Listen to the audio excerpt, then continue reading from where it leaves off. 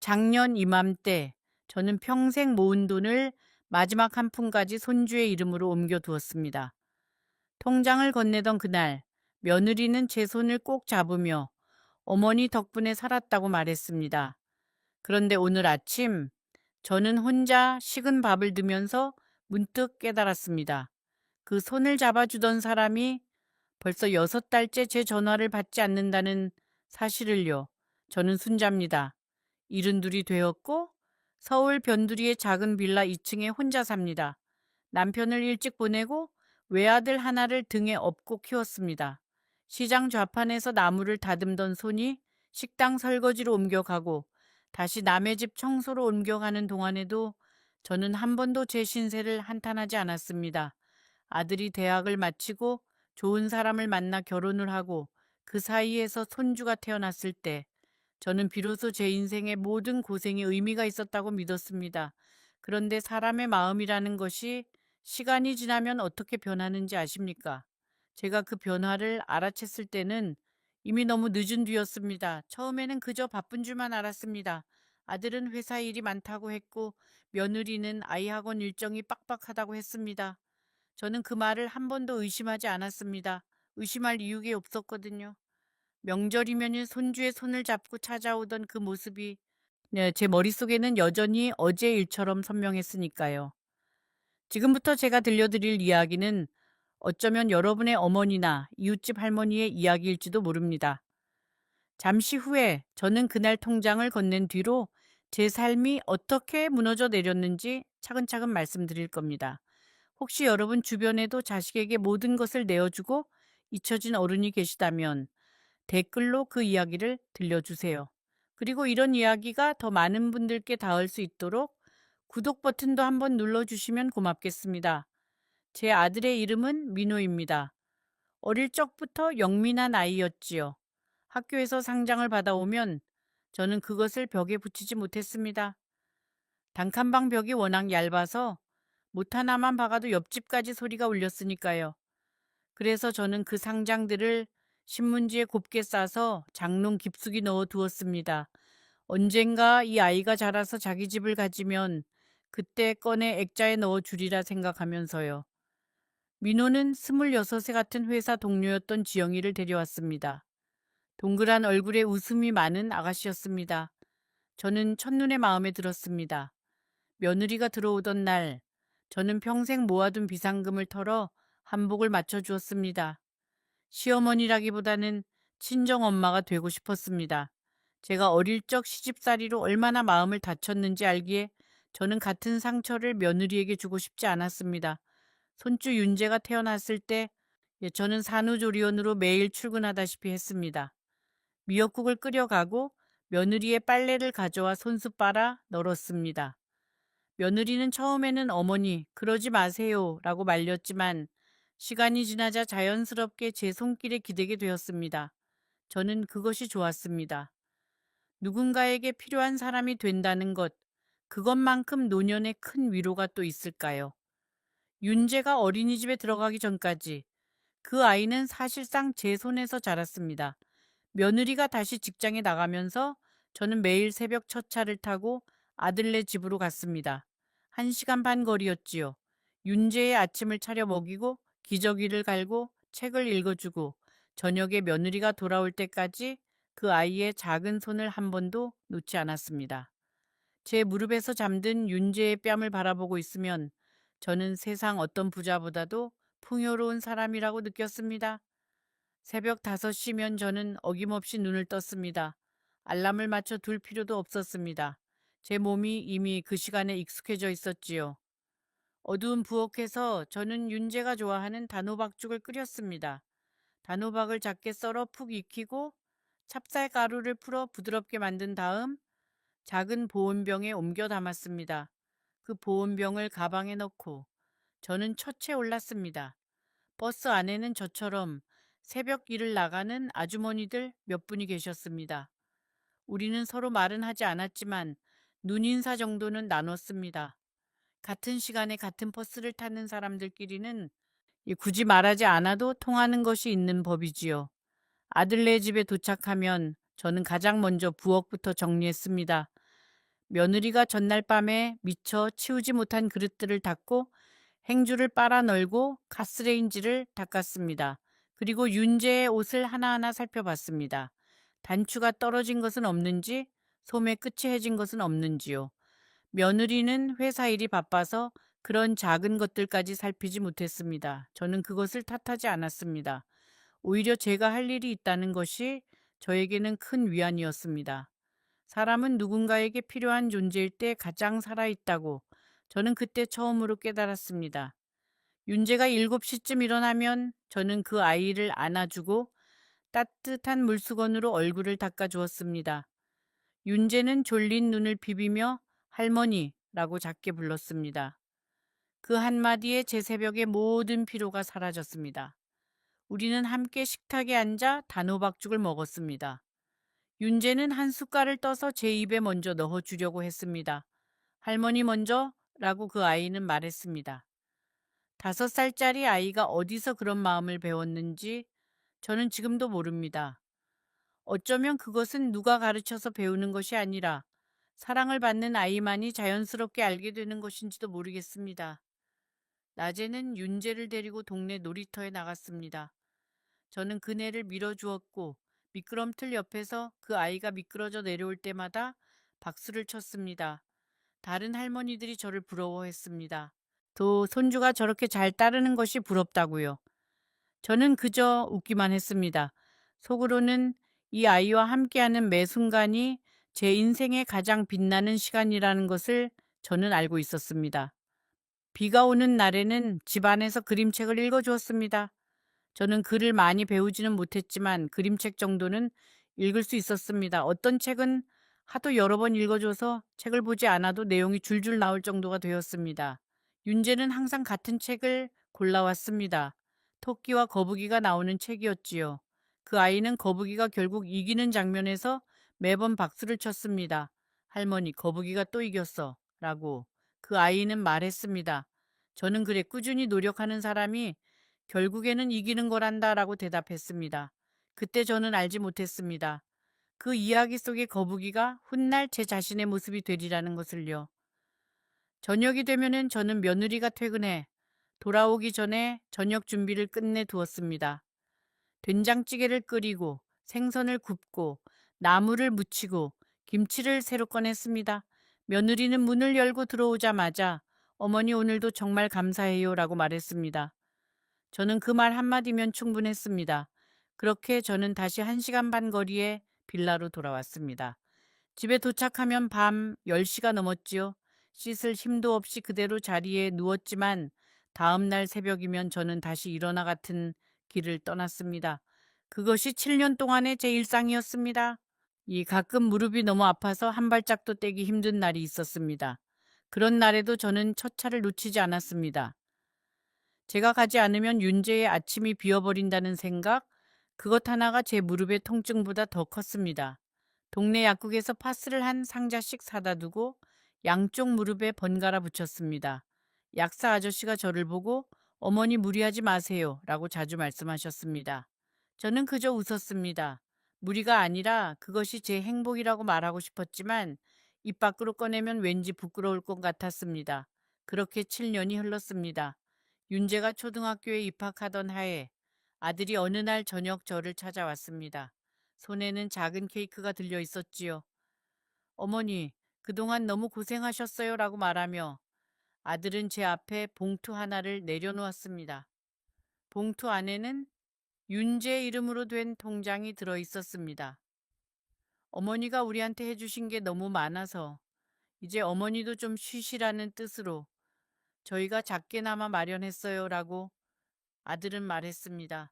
저는 그 통장을 받고 한참을 울었습니다. 고마워서가 아니라 제 자식이 이렇게 컸구나. 어미를 챙길 줄 아는 사람이 되었구나. 그 사실이 제 평생의 모든 새벽 첫 차를 보상해 주는 것 같았습니다. 그런데 며칠 뒤 아들이 다시 찾아왔습니다. 이번에는 며느리도 함께였습니다. 두 사람의 표정이 어딘가 어색했습니다. 어머니, 사실은 드릴 말씀이 있어서요. 라고 아들이 말을 꺼냈습니다. 회사 일이 잘 안 풀려서 조금 큰 돈이 필요하게 되었다고요. 윤재가 곧 사립 초등학교에 들어가는데 그 학비도 만만치 않다고요. 저는 가만히 듣고 있었습니다. 아들의 입에서 다음 말이 나오기 전에 저는 이미 무슨 말을 하려는지 알 것 같았습니다. 어미라는 사람은 그렇습니다. 자식이 무엇을 원하는지 입을 열기도 전에 먼저 알아버리지요. 어머니, 혹시 이 집을 정리하시면 안 될까요? 라고 며느리가 조심스럽게 물었습니다. 어머니가 저희 집 근처로 오시면 저희도 마음이 놓이고 어머니도 외롭지 않으실 거예요. 라고요. 그리고 집을 판 돈으로 윤재 앞으로 좀 넉넉하게 넣어두면 나중에 그 아이 유학 자금이며 결혼 자금이며 모든 게 해결될 거라고요. 저는 잠시 창밖을 바라봤습니다. 그 빌라는 제가 평생 일해서 마련한 단 하나의 재산이었습니다. 남편이 떠난 뒤로 30년 가까이 살아온 제 모든 추억이 깃든 곳이었지요. 하지만 손주의 미래라는 말 앞에서 저는 그 추억들이 갑자기 가벼워지는 것을 느꼈습니다. 어차피 제가 죽으면 다 자식한테 갈 것 아닌가. 조금 일찍 주는 것뿐이라고 저는 제 자신을 설득했습니다. 그날 밤 저는 잠을 이루지 못했습니다. 천장을 바라보며 빌라의 구석구석을 머릿속으로 그려봤습니다. 부엌 창가에 매달려 있던 마늘 다발, 안방 장롱에 쌓여 있던 이불, 거실 한쪽에 놓여 있던 낡은 재봉틀까지요. 그 모든 것들의 깃든 시간이 한꺼번에 저에게 말을 걸어오는 것 같았습니다. 정말 떠나도 되는 거니? 정말 우리를 두고 가도 되는 거니? 라고요. 저는 새벽까지 답을 하지 못했습니다. 하지만 동이 트기 시작할 무렵 저는 결심했습니다. 손주의 미래 앞에서 늙은 어미의 추억은 사치라고요. 다음 날 저는 부동산에 빌라를 내놓았습니다. 며칠 만에 사겠다는 사람이 나타났습니다. 저는 그 사람을 집으로 들이고 구석구석을 보여주었습니다. 그 사람이 저에게 어떤 분이 사시던 집인지 묻자 저는 그저 한 가족이 살던 집이라고만 대답했습니다.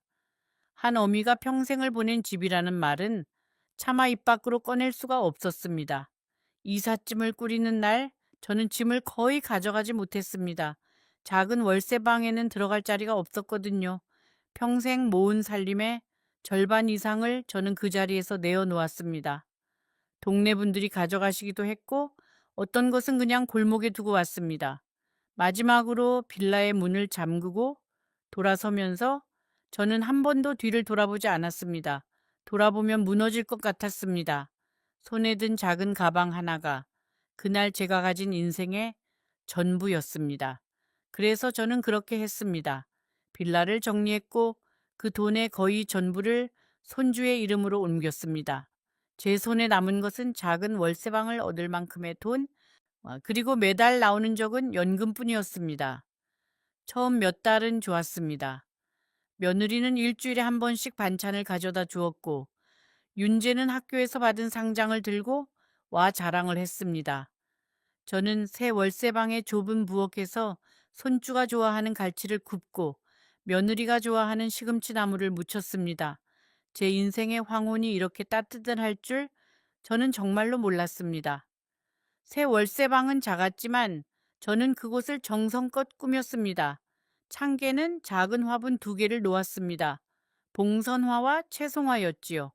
며느리가 처음 방문한 날 저는 그 화분들을 가리키며 봐, 새 집에도 꽃이 피더라 라고 말했습니다. 며느리는 가볍게 웃으며 어머니 손길은 어디서나 똑같으시네요 라고 말해 주었습니다. 그날 저녁 우리는 좁은 식탁에 둘러앉아 갈치구이를 먹었습니다. 윤재는 가시 발라주는 할머니의 손을 보며 할머니는 마법사 같아 라고 말했습니다. 저는 그 말을 가슴에 새겼습니다. 마법사 할머니라는 그 한마디가 제 일평생의 훈장 같았습니다. 그런데 봄이 지나고 여름이 오면서 무언가가 조금씩 달라지기 시작했습니다. 처음에는 아주 작은 변화였습니다. 며느리가 반찬을 가져다 주는 시간이 점점 짧아졌습니다. 예전에는 차 한 잔을 마시며 1시간씩 이야기를 나누었는데 이제는 반찬통만 식탁에 올려놓고는 어머니 저 가 봐야 해요 라며 서둘러 일어났습니다. 저는 그 변화를 알아챘지만 따져 묻지 않았습니다. 따져 묻는 시어머니가 되고 싶지 않았거든요. 시어머니가 한 번 따져 묻기 시작하면 며느리의 발걸음은 더 멀어진다는 것을 저는 어머니들의 모임에서 여러 번 들어 알고 있었습니다. 윤재가 학교에서 받은 상장을 들고 오는 일도 점점 줄었습니다. 처음에는 학교에서 받은 상장은 모두 저에게 가져왔습니다. 할머니 이거 봐 라며 자랑스럽게 보여주었지요. 그런데 어느 날부턴가 윤재의 가방 속에는 상장이 들어있어도 며느리는 그것을 꺼내지 않았습니다. 저는 우연히 며느리의 가방 옆에 떨어진 상장 한 장을 본 적이 있습니다. 윤재의 이름이 적힌 그림 그리기 대회 상장이었습니다. 저는 그 상장을 며느리에게 보여줘야 할지 말지 잠시 고민했습니다. 결국 저는 아무 말도 하지 않고 그 상장을 슬며시 며느리의 가방에 다시 넣어 두었습니다. 그날 이후로 저는 윤재의 학교 일을 더 이상 묻지 않게 되었습니다. 며느리의 방문이 일주일에 한 번에서 2주에 한 번이 되었습니다. 그러다가 한 달에 한 번이 되었지요. 윤재는 학원이 바빠서 못 온다고 했습니다. 아들은 출장이 잦아져서 얼굴 보기가 힘들어졌습니다. 저는 처음에는 그것이 당연하다고 생각했습니다. 다 큰 자식들에게 매번 시간을 내달라고 조르는 것은 늙은 어미의 욕심이라고요. 저는 며느리가 가져다 준 반찬통을 며칠씩 그대로 두고 바라보곤 했습니다. 그 반찬통을 씻어서 돌려주려면 다시 만나야 한다는 핑계가 생기니까요.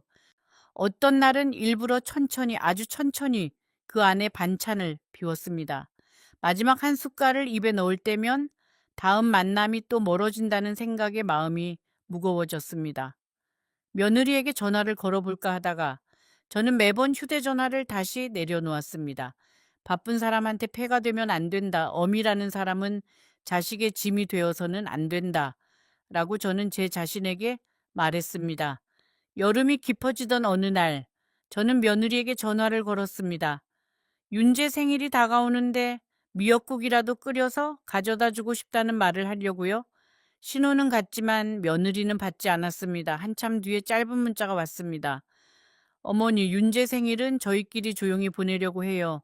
다음에 따로 찾아뵐게요. 저는 그 문자를 한참 들여다봤습니다. 다음에 라는 두 글자가 그렇게 차갑게 느껴진 적이 없었습니다. 다음에 라는 말은 결국 연경 오지 않는 약속이라는 것을 그때는 미처 알지 못했습니다. 그 무렵부터 저는 잠을 잘 이루지 못했습니다. 새벽이 되면 저절로 눈이 떠졌습니다.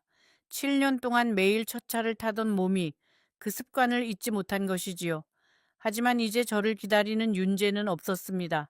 저는 어두운 부엌에 앉아 끓일 단호박죽도 없이 그저 창밖이 밝아오는 것을 바라봤습니다. 어떤 날은 저도 모르게 단호박을 사와서 죽을 끓였습니다. 그러고는 그 죽을 혼자 다 먹지도 못하고 작은 보온병에 옮겨 담았습니다. 그 보온병을 들고 나갈 곳이 어디에도 없다는 사실을 깨달은 순간 저는 부엌 바닥에 주저앉았습니다. 이웃집 아주머니가 어느 날 우연히 그 모습을 보셨습니다. 어머니, 어디 편찮으세요? 라고 그분이 물으셨습니다. 저는 아무 일도 아니라고 그저 잠깐 어지러웠을 뿐이라고 둘러댔습니다. 그분은 한참을 저를 바라보시다가 어머니, 자식들한테 너무 매달리지 마세요. 자식은 자식의 인생이 있고 어머니는 어머니의 인생이 있어요. 라고 말씀하셨습니다. 저는 그 말을 듣고 고개를 끄덕였지만 속으로는 인정하기 싫었습니다. 어미에게 자식이 전부가 아니면 도대체 무엇이 전부란 말입니까? 가을이 되었을 때 저는 손주의 생일을 챙기려고 아들네 집을 찾아갔습니다. 미리 연락은 하지 않았습니다. 깜짝 선물처럼 손주가 좋아하는 송편을 직접 빚어서 가져가고 싶었거든요. 1시간 반을 버스를 타고 가는 동안 저는 윤재가 송편을 한 입 베어 물고 활짝 웃을 모습을 상상했습니다. 전날 밤부터 저는 송편을 빚었습니다. 쌀가루를 곱게 빻아다가 따뜻한 물로 반죽을 하고 그 안에 깨와 꿀을 넣었습니다. 손이 떨려서 모양이 조금 비뚤어졌지만 그래도 윤재가 좋아하는 분홍색 송편과 흰색 송편을 골고루 만들었습니다. 소리풀 깔고 찜통에 쪄내자 집안에 가을 냄새가 가득 찼습니다. 다 식기를 기다려 보자기에 곱게 싸고 보자기 위에는 작은 카드 한 장을 올렸습니다. 윤재야, 할머니가 빚었어. 예, 라고만 적었습니다. 그 짧은 한 줄을 쓰는 데에도 저는 몇 번이나 다시 썼습니다. 버스 안에서 저는 그 보자기를 무릎 위에 올려놓고 두 손으로 꼭 안았습니다.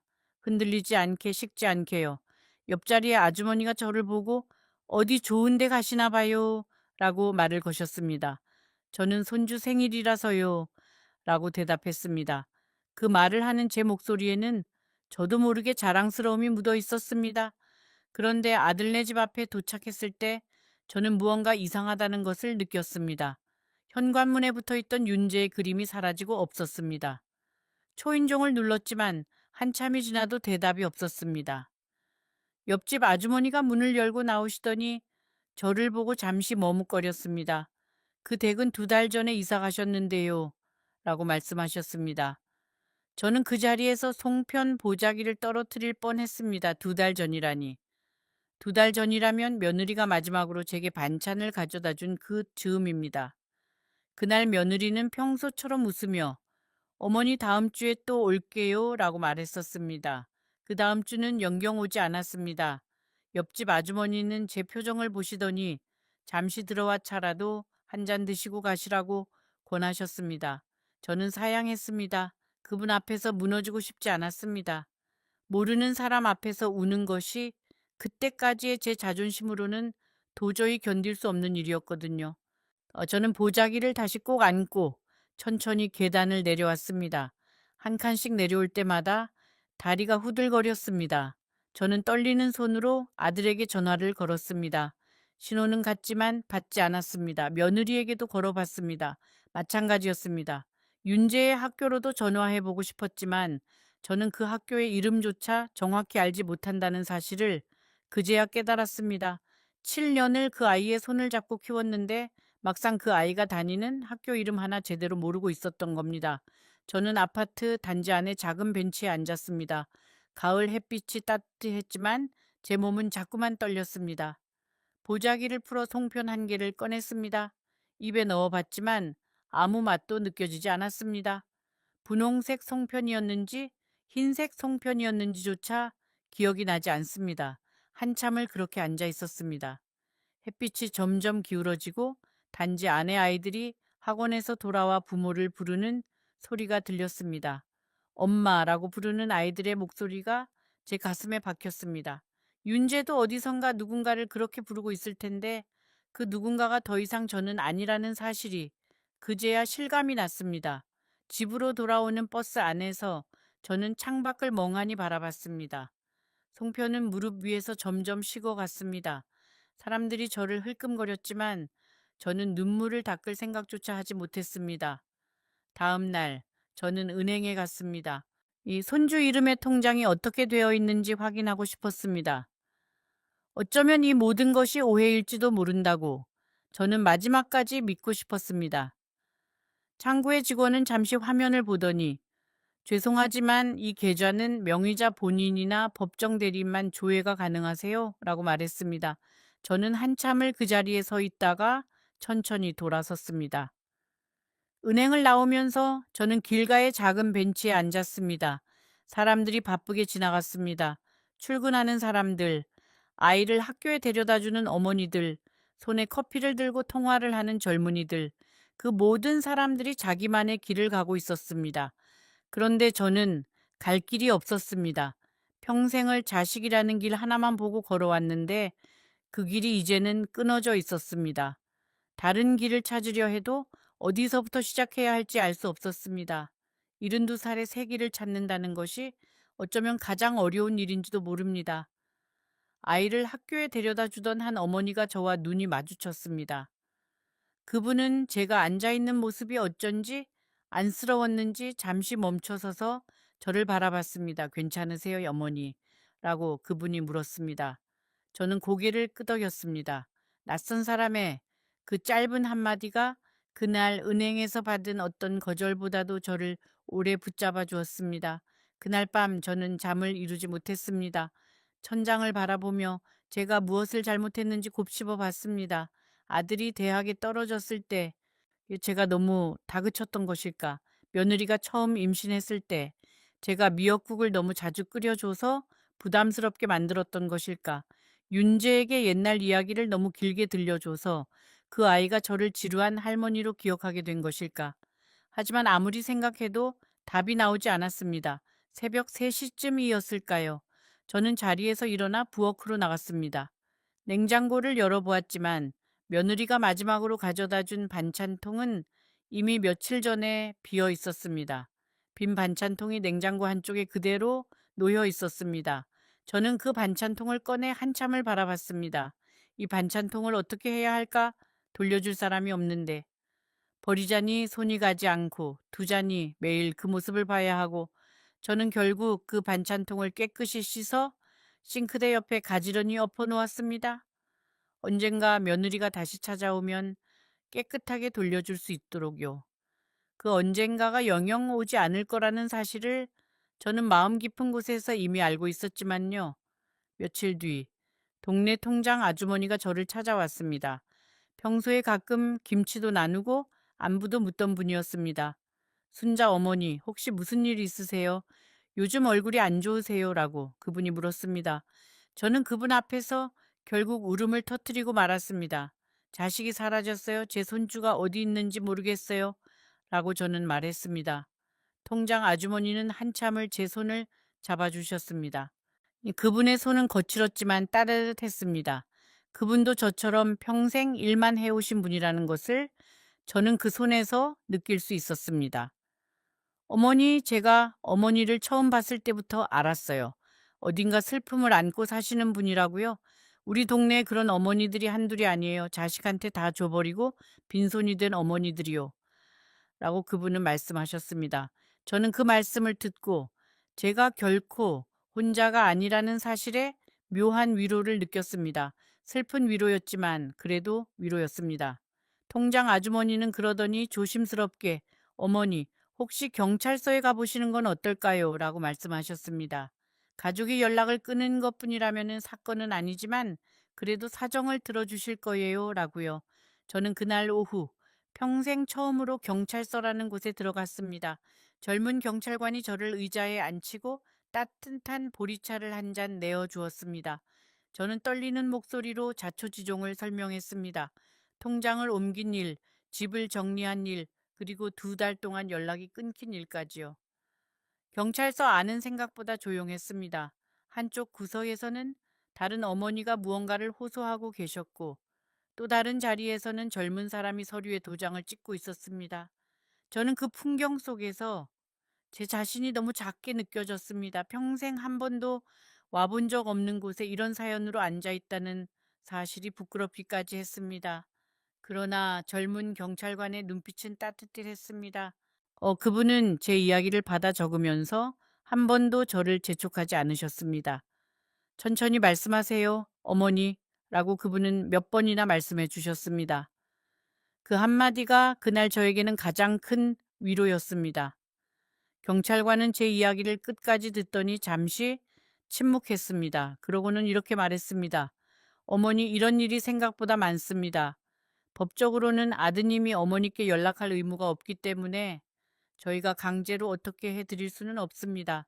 하지만 가족관계 증명서를 떼보시면 적어도 아드님이 어디로 주소를 옮기셨는지는 확인하실 수 있습니다. 저는 그 말을 듣고 한참을 가만히 있었습니다. 이런 일이 생각보다 많다라는 그 한마디가 제 가슴에 박혔습니다. 그러니까 저 같은 어머니가 이 도시에만도, 아니 이 나라에만도 헤아릴 수 없이 많다는 뜻이었습니다. 저는 그 사실이 슬픈지 위안인지 알 수 없었습니다. 제가 혼자가 아니라는 것은 위안이지만 이렇게 많은 어머니들이 같은 슬픔을 안고 살아간다는 것은 슬픔이었습니다. 저는 그 길로 주민센터에 갔습니다. 떨리는 손으로 가족관계 증명서와 아들의 주민등록 초본을 신청했습니다. 한참을 기다린 끝에 직원이 서류를 건네주었습니다. 저는 그 자리에서 초본을 펼쳤습니다. 그리고 거기서 제가 알지 못했던 사실 하나를 발견했습니다. 아들은 2달 전에 이사를 한 것이 아니었습니다. 5달 전에 이사를 한 것이었습니다. 그것도 같은 서울 안이 아니라 멀리 다른 도시로요. 그러니까 제가 마지막으로 며느리에게 반찬을 받았던 그날 두 사람은 이미 이삿짐을 다 싸놓고 떠날 준비를 끝낸 상태였던 겁니다. 그날 며느리의 웃음 뒤에는 이미 작별이 숨어 있었던 거지요. 저는 주민센터의 의자에 한참을 앉아 있었습니다. 손에 든 종이가 너무도 무거웠습니다. 5달이라는 두 글자가 제가 아는 그 어떤 숫자보다도 잔인했습니다. 5달 동안 저는 며느리의 안부 전화를 기다렸습니다. 윤재의 학교 행사 사진을 기다렸습니다. 명절이 다가오면 함께 송편을 빚으러 오겠다는 약속을 기다렸습니다. 그 모든 기다림이 사실은 빈 우체통을 향한 기다림이었던 것입니다. 직원이 저에게 어머니, 어디 편찮으세요? 라고 물었습니다. 저는 천천히 고개를 저었습니다. 괜찮습니다. 잠깐만 앉아 있다 가겠습니다. 라고 대답했습니다. 그러나 사실은 괜찮지 않았습니다. 그날 저는 평생 한 번도 느껴본 적 없는 종류의 슬픔을 마주하고 있었습니다. 저는 그 자리에 주저앉아 한참을 일어나지 못했습니다.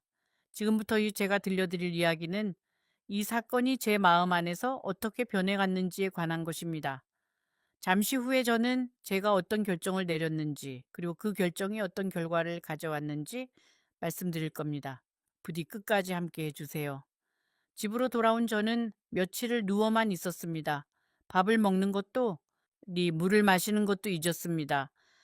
통장 아주머니가 가끔 들여다봐 주지 않았다면 저는 그 자리에서 그대로 굳어버렸을지도 모릅니다.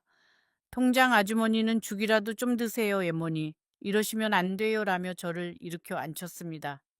저는 그 며칠 동안 제 방의 천장 무늬를 외워버릴 정도로 오래 바라봤습니다. 천장의 벽지에는 작은 꽃무늬가 있었는데 한 송이 한 송이 세어보면 모두 26송이였습니다. 26이라는 숫자는 아들이 며느리를 처음 저에게 데려온 그 해의 나이와 같았습니다.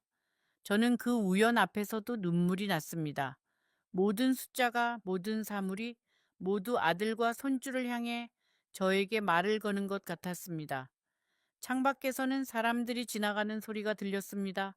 아이들이 학교를 오가는 소리, 장사꾼이 야채를 외치는 소리, 자동차가 경적을 울리는 소리. 세상은 아무 일도 없다는 듯 흘러가고 있는데 저 혼자만 그 흐름에서 떨어져 나온 것 같았습니다. 통장 아주머니는 어느 날 저를 억지로 일으켜 앉히고 따뜻한 흰죽을 한 그릇 떠주셨습니다. 어머니, 자식이 떠난 것은 어머니 잘못이 아니에요. 어머니가 밥을 안 드시면 그건 어머니가 스스로를 벌 주는 거예요. 어머니는 벌 받을 사람이 아니에요. 라고 그분은 말씀하셨습니다. 저는 그 말씀에 천천히 숟가락을 들었습니다. 첫 숟갈을 입에 넣었을 때 저는 그 따뜻함이 목을 타고 내려가는 것을 느꼈습니다. 몸이 음식을 받아들인다는 것이 그렇게 고마운 일인 줄 그때 처음 알았습니다. 평생 남에게 밥을 해 먹이기만 했지 남이 해준 밥을 받아 먹어본 적이 거의 없었거든요. 그분이 어느 날 제 손에 종이 한 장을 쥐어주셨습니다. 동네 노인복지관의 전화번호였습니다, 어머니. 거기 가시면 비슷한 처지의 어머니들이 많이 계세요. 혼자 끙끙 앓으시면 병기 됩니다. 라고 그분은 말씀하셨습니다. 저는 처음에는 가고 싶지 않았습니다. 제 부끄러운 사정을 낯선 사람들 앞에서 풀어놓는다는 것이 자존심이 허락하지 않았습니다. 하지만 어느 날 새벽, 저는 도저히 이 좁은 방에 혼자 있을 수가 없어서 결국 그 종이를 들고 복지관으로 향했습니다. 그 새벽 저는 창문으로 스며드는 희미한 푸른빛을 보다가 문득 한 가지 생각이 들었습니다. 이대로 이 방 안에서 사그라지면 몇 달 뒤에 누가 저를 발견할까? 통장 아주머니일까? 집주인일까? 아니면 저를 발견할 사람도 없이 저는 그저 조용히 잊혀질까? 그 생각이 얼마나 선명했는지 저는 그 자리에서 몸을 떨었습니다. 그러고는 결심했습니다. 아직은 안 된다. 아직은 그렇게 사라질 수 없다. 단 하루라도 좋으니 제 두 발로 걸어나가 다른 사람의 얼굴을 봐야겠다고요. 그것이 제가 복지관으로 향한 진짜 이유였습니다. 희망이 있어서가 아니라 사라지지 않기 위해서요. 복지관에는 저와 비슷한 또래의 어머니들이 많이 계셨습니다. 처음에는 어색했지만 차 한 잔을 나누고 노래 한 곡을 함께 부르는 사이에 예, 저는 어느새 마음이 조금 풀리는 것을 느꼈습니다. 그곳에서 저는 영자 어머니라는 분을 만났습니다. 저보다 5살이 많으신 작고 조용한 분이었지요. 복지관의 첫날 저는 구석 자리에 앉아 다른 분들을 흘끔거리기만 했습니다. 누군가 말을 걸어주기를 바라면서도 막상 누가 다가오면 어떻게 대답해야 할지 몰라 두려웠습니다. 점심시간이 되어 식판을 받아든 저는 빈자리를 찾지 못해 한참을 두리번거렸습니다. 그때 한 어르신이 저를 향해 손짓하셨습니다. 여기 자리 있어요. 이리 오세요. 라고요. 저는 어색하게 그 자리에 앉았습니다. 옆에 앉은 어르신이 제 식판에 김치를 한 젓가락 덜어주시며 새로 오셨네요. 처음에는 다 그래요. 라고 말씀하셨습니다. 그날 오후에는 노래 교실이 있었습니다. 강사 선생님이 옛날 가요를 한 곡씩 가르쳐 주셨지요. 저는 노래를 잘 부르는 사람이 아니었습니다. 평생 노래라고는 자장가밖에 불러본 적이 없었거든요. 윤재를 재울 때마다 같은 자장가를 부르고 또 불렀습니다. 그런데 그날 강사 선생님이 가르쳐 주신 노래가 하필이면 어머니라는 단어가 들어간 옛 가요였습니다. 저는 첫 소절을 부르다가 목이 메어 더 이상 따라 부를 수가 없었습니다. 옆자리의 어르신이 조용히 제 등을 토닥여 주셨습니다. 그분도 아무 말씀 없이 그저 토닥여만 주셨습니다. 그 말 없는 위로가 어쩌면 100마디의 말보다 더 큰 위안이었습니다. 영자 어머니는 어느 날 점심시간에 슬며시 제 옆자리에 앉으셨습니다. 그러고는 이렇게 말씀하셨습니다. 순자 동생 자네 얼굴에 무슨 사연이 적혀 있어. 내가 한번 들어줄까? 저는 그분 앞에서 처음으로 모든 이야기를 털어놓았습니다. 통장도, 집도, 2달의 침묵도, 5달의 거짓말도요. 말을 시작하자 한 번 터진 둑처럼 모든 이야기가 쏟아져 나왔습니다. 새벽 첫차 이야기, 단호박죽 이야기, 윤재가 거북이를 좋아하던 이야기, 며느리에게 한복을 맞춰주던 그날의 떨림까지요. 영자 어머니는 한 번도 끊지 않으셨습니다. 그저 가끔 고개를 끄덕이며 그래 그래 라고만 하셨습니다. 제가 이야기를 마치고 나서 휴지로 눈물을 닦자 영자 어머니는 작은 보온병을 꺼내 따뜻한 보리차를 한 잔 따라 주셨습니다. 우리 또래 사람들한테는 따뜻한 물 한 잔이 보약이라고 그분은 말씀하셨습니다. 영자 어머니는 한참을 듣고 나서 제 손을 가만히 쓰다듬었습니다. 그러고는 이렇게 말씀하셨습니다. 순자 동생 나도 자네랑 똑같았어. 10년 전에 그분의 이야기는 제 이야기보다 더 무거웠습니다. 그분도 평생 모은 돈을 자식에게 다 내어주었고 비슷한 방식으로 잊혀졌습니다. 그분은 한동안 마음의 병을 심하게 앓으셨다고 했습니다. 어느 겨울에는 정말로 모든 것을 놓아버리고 싶은 순간도 있었다고요. 그런데 어느 날 아침 창문으로 들어오는 햇빛을 보면서 그분은 문득 이런 생각이 드셨다고 합니다. 내 인생이 내 자식의 부속품으로 끝나서는 안 되겠다. 나는 나로서 한 번이라도 살아봐야겠다. 영자 어머니는 그날의 햇빛 이야기를 하시면서 잠시 창밖을 바라보셨습니다. 그분의 눈가에는 옅은 미소가 어려 있었지만 그 미소 안에는 10년의 세월이 고스란히 담겨 있는 것 같았습니다. 그날 햇빛이 어찌나 따뜻했는지 몰라 라고 그분은 말씀하셨습니다. 평생 그렇게 따뜻한 햇빛은 처음이었어. 그게 이상하게 들리겠지만 정말 그랬어. 마치 누군가가 나한테 일어나라고, 그만 일어나라고 말해주는 것 같았어. 그래서 나는 일어났어. 그날 처음으로 빈 보온병이 아닌 다른 것을 들고 집을 나섰지.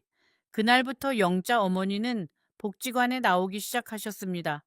처음에는 그저 시간을 때우러 오셨다가 점점 사람들과 어울리게 되었고 결국에는 그곳에서 작은 봉사활동을 시작하셨다고 합니다.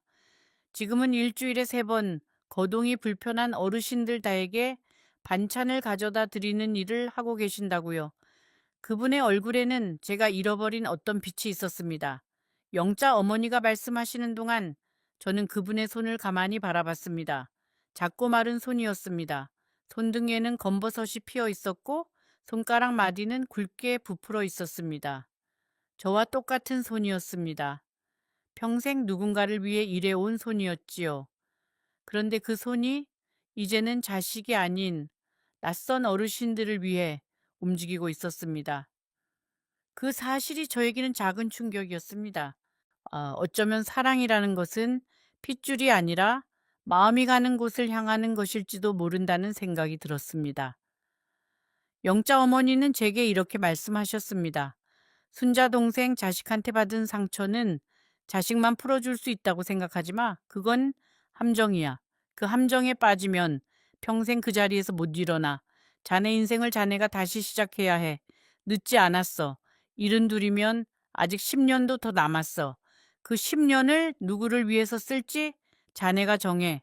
저는 그분의 말씀을 마음 깊이 새겼습니다. 하지만 솔직히 말하면 그날 밤 집으로 돌아와 다시 혼자가 되었을 때 저는 또 흔들렸습니다.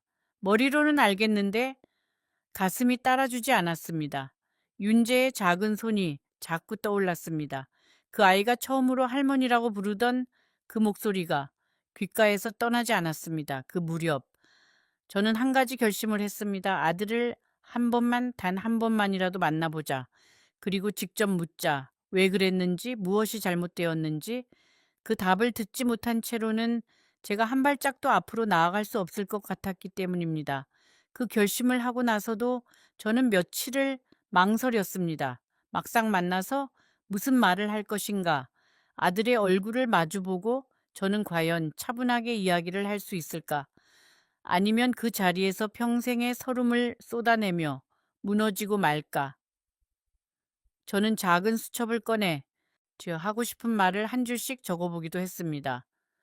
민호야, 어미는 네가 보고 싶었단다 라고 썼다가 지웠고, 민호야, 너는 어미의 마음을 아니? 라고 썼다가 또 지웠습니다. 어떤 말을 써도 모자라고, 어떤 말을 써도 지나쳤습니다. 결국 저는 수첩을 덮었습니다. 만나서 그냥 얼굴만 봐도 좋겠다. 말은 그 자리에서 나오는 대로 하자 라고 저는 생각했습니다. 떠나기 전날 밤 저는 오랜만에 화장대 앞에 앉았습니다. 거울 속에 저는 몇 달 사이에 많이 늙어 있었습니다. 머리카락이 흰 것이 더 많아졌고 눈 밑에는 옅은 그림자가 드리워져 있었습니다. 저는 그 얼굴을 한참 바라봤습니다. 그러고는 서랍에서 오래된 립스틱 하나를 꺼내 아주 조금 입술에 발랐습니다. 아들에게 초라한 어미로 비치고 싶지 않았습니다. 비록 빈손으로 떠나지만 마음만은 남루하지 않다는 것을 그 아이에게 보여주고 싶었습니다. 그것이 저에게 남은 마지막 자존심이었습니다. 저는 초본에 적힌 새 주소를 들고 기차를 탔습니다. 3시간을 달려 도착한 그 도시는 제가 한 번도 가본 적 없는 낯선 곳이었습니다. 택시를 타고 주소를 보여주자 기사님은 저를 어느 신축 아파트 단지 앞에 내려주셨습니다. 높고 깨끗한 건물이었습니다. 제가 살던 빌라와는 비교할 수 없을 만큼 좋은 곳이었지요. 기차 안에서 저는 한숨도 자지 못했습니다. 창밖으로 지나가는 들판과 마을들을 바라보며 저는 수십 가지의 말들을 머릿속으로 정리했다가 다시 흩트렸습니다. 아들을 만나면 무슨 말부터 해야 할까? 며느리가 먼저 나오면 어떻게 인사를 해야 할까? 윤재가 저를 알아보지 못하면 저는 어떤 표정을 지어야 할까? 어떤 말도 정답이 아닌 것 같았습니다. 평생 자식만 바라보고 살아온 사람이 정작 그 자식 앞에서 무슨 말을 해야 할지 모른다는 사실이 저에게는 가장 큰 슬픔이었습니다. 기차역에 내렸을 때 저는 한참을 그 자리에 서 있었습니다. 발걸음이 떨어지지 않았습니다. 차라리 다시 돌아가는 기차표를 끊고 싶다는 생각이 몇 번이나 들었습니다. 하지만 그렇게 돌아간다면 저는 평생 후회할 것 같았습니다. 적어도 한 번은, 단 한 번은 두 사람의 얼굴을 보고 직접 물어야 했습니다. 저는 한참을 그 아파트 입구에서 서성였습니다. 들어갈 용기가 나지 않았습니다. 그렇게 2시간쯤 지났을까요? 멀리서 익숙한 실루엣이 다가왔습니다. 며느리였습니다. 한 손에는 장바구니를 들고 다른 손에는 윤재의 손을 잡고 있었지요. 윤재는 저를 알아보지 못했습니다. 아니, 알아봤는지도 모릅니다. 다만 며느리가 그 아이의 손을 더 꼭 잡고 빠르게 걸음을 옮겼을 뿐입니다. 며느리는 저와 눈이 마주쳤습니다. 잠시, 정말 잠시였지만 그 눈빛 안에는 놀람도 미안함도 어떤 감정도 없었습니다. 그저 차가운 무관심뿐이었습니다. 윤재는 그새 키가 한 뼘은 자라 있었습니다. 머리 모양도 달라졌고 입고 있는 옷도 제가 알던 것이 아니었습니다. 내 어린이용 가방을 메고 있었는데 그 가방에는 제가 한 번도 본 적 없는 캐릭터가 그려져 있었습니다. 저는 그 짧은 순간에 제가 모르는 윤재의 시간이 얼마나 많은지를 깨달았습니다. 그 아이는 분명히 저를 한 번 쳐다봤습니다. 하지만 그 눈빛에는 머뭇거림이 있었습니다. 마치 어디서 본 듯한, 그러나 정확히 누구인지 떠오르지 않는 사람을 보는 그런 눈빛이었습니다. 7년 동안 매일 함께한 할머니의 얼굴이 1년도 되지 않아 그 아이의 기억에서 흐릿해진 것입니다. 아이의 기억이라는 것은 참으로 얇은 것이더군요. 어른들은 자기가 겪은 일을 평생 짊어지고 가지만 아이는 바람이 한번 부는 것만으로도 지나간 시간이 흩어져 버립니다. 저는 그것을 탓할 수 없었습니다. 윤재는 아직 8살이었으니까요. 그러나 이해가 된다는 것과 마음이 아프지 않다는 것은 전혀 다른 말이었습니다. 이해할수록 더 아팠습니다. 원망할 대상이 없어지니 그 모든 아픔이 제 안으로만 쌓였습니다. 어머니라고 며느리가 말했습니다. 여기는 어떻게 오셨어요? 저는 아무 말도 할 수 없었습니다. 입을 열면 평생의 모든 서름이 한꺼번에 쏟아질 것 같아서 저는 그저 입술을 깨물고 며느리를 바라봤습니다. 며느리는 윤재를 먼저 집으로 들여보냈습니다.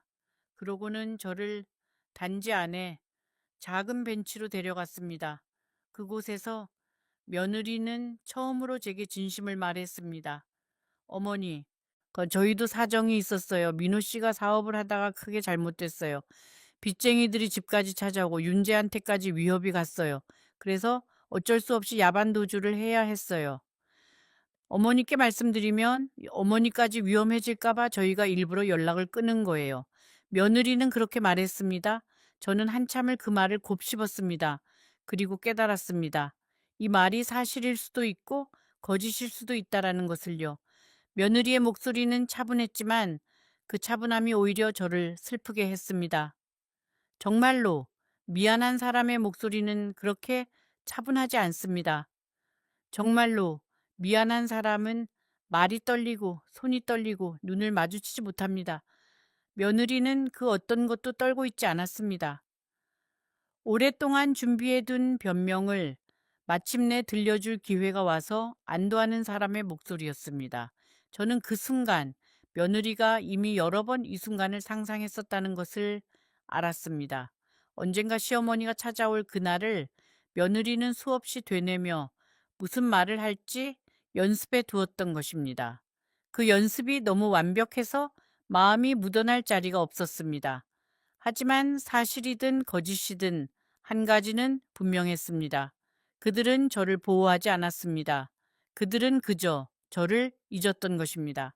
정말로 위험했다면 단 한 통의 짧은 메시지라도 남겼을 것입니다. 어머니 죄송해요. 잠시만 기다려 주세요. 라고요. 그런 말 한마디가 그렇게 어려운 일이었을까요? 이 며느리는 제가 아무 말도 하지 않자 가방에서 봉투 하나를 꺼냈습니다. 어머니 이거 받으세요. 저희가 지금 형편이 안 좋아서 많이는 못 드리지만 이거라도 라고 며느리는 말했습니다. 봉투 안에는 얼마 되지 않는 돈이 들어 있었습니다. 제가 손주의 통장으로 옮겨준 그 큰 돈에 비하면 정말로 보잘것없는 액수였습니다. 저는 그 봉투를 손에 쥐고 한참 바라봤습니다. 종이의 까칠한 감촉이 묘하게 제 손끝을 스쳤습니다. 봉투 안에 든 그 돈이 제 평생을 한꺼번에 가벼운 것으로 만드는 듯한 기분이 들었습니다. 새벽 첫 차도 단호박죽도 한복도 1시간 반 거리의 그 길도 모두 이 작은 봉투 하나로 정산되는 것 같았습니다. 저는 봉투를 천천히 며느리에게 다시 내밀었습니다. 됐다 라고 저는 말했습니다. 이 돈은 너희가 써라. 윤재 학원비라도 하렴. 며느리는 잠시 당황한 표정을 지었습니다. 어머니, 그래도 라고 며느리가 말을 이으려 했지만 저는 손을 들어 막았습니다. 지영아 라고 저는 며느리의 이름을 불렀습니다. 정말 오랜만에 부르는 이름이었습니다. 나는 너희를 원망하지 않는다. 원망할 힘도 이제는 없다. 다만 한 가지만 부탁하마. 윤재가 자라서 언젠가 할머니가 어디 있냐고 묻거든 거짓말은 하지 말아다오.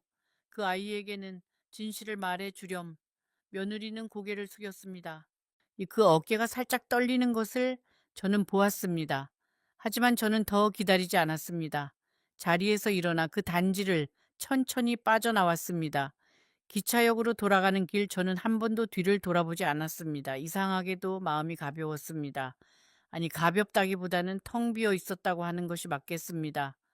평생 무겁게 지고 다니던 무언가를 그날 그 벤치에 내려놓고 온 것 같았습니다. 기차 안에서 저는 창가 자리에 앉아 흘러가는 풍경을 오래도록 바라봤습니다. 들판이 지나가고 작은 마을이 지나가고 강이 지나갔습니다. 그 모든 것이 흘러가는 동안 저는 제 안에 무언가도 함께 흘러가는 것을 느꼈습니다. 그것은 미움이 아니었습니다. 미움이라면 차라리 더 뜨거웠을 것입니다. 그것은 미련이었습니다. 평생 자식과 손주에게 메어 두었던 미련이 한 가닥씩 풀려나가는 것이었습니다. 어떤 미련은 흘러가는 강물에 떨어지고, 어떤 미련은 들판의 바람에 흩어지고, 어떤 미련은 작은 마을의 굴뚝 연기 속으로 사라졌습니다. 그렇게 3시간이 지나는 동안 저는 제가 평생 지고 살아온 짐의 절반쯤을 그 기차 안에 두고 내렸습니다. 집으로 돌아온 저는 다음 날 아침 일찍 복지관으로 향했습니다.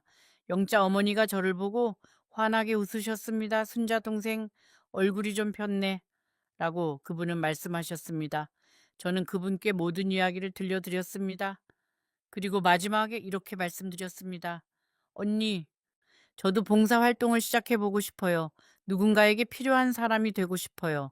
손주가 아니라 저를 정말로 필요로 하는 사람에게요. 영자 어머니는 제 손을 꼭 잡아주셨습니다.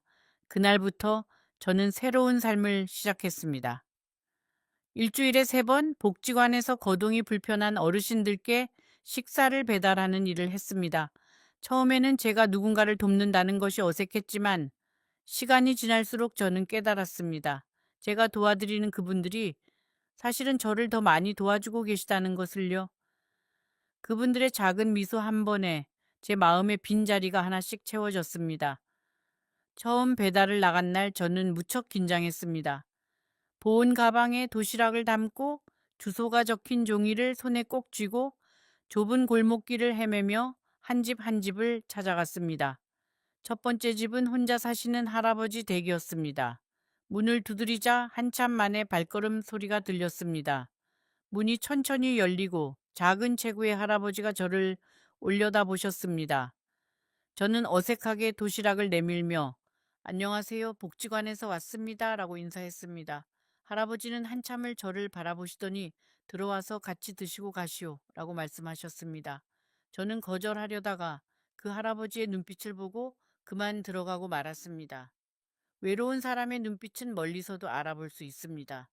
저도 매일 아침 거울에서 그 눈빛을 봤거든요. 그 좁은 방 안에는 작은 탁자 하나와 낡은 텔레비전 한 대뿐이었습니다. 우리는 그 탁자에 도시락을 펼쳐놓고 함께 점심을 먹었습니다. 할아버지는 거의 말씀이 없으셨습니다. 다만 식사가 끝날 무렵 이렇게 한마디 하셨습니다. 오랜만에 사람하고 같이 밥을 먹어보네요. 저는 그 말씀에 가슴이 먹먹해졌습니다.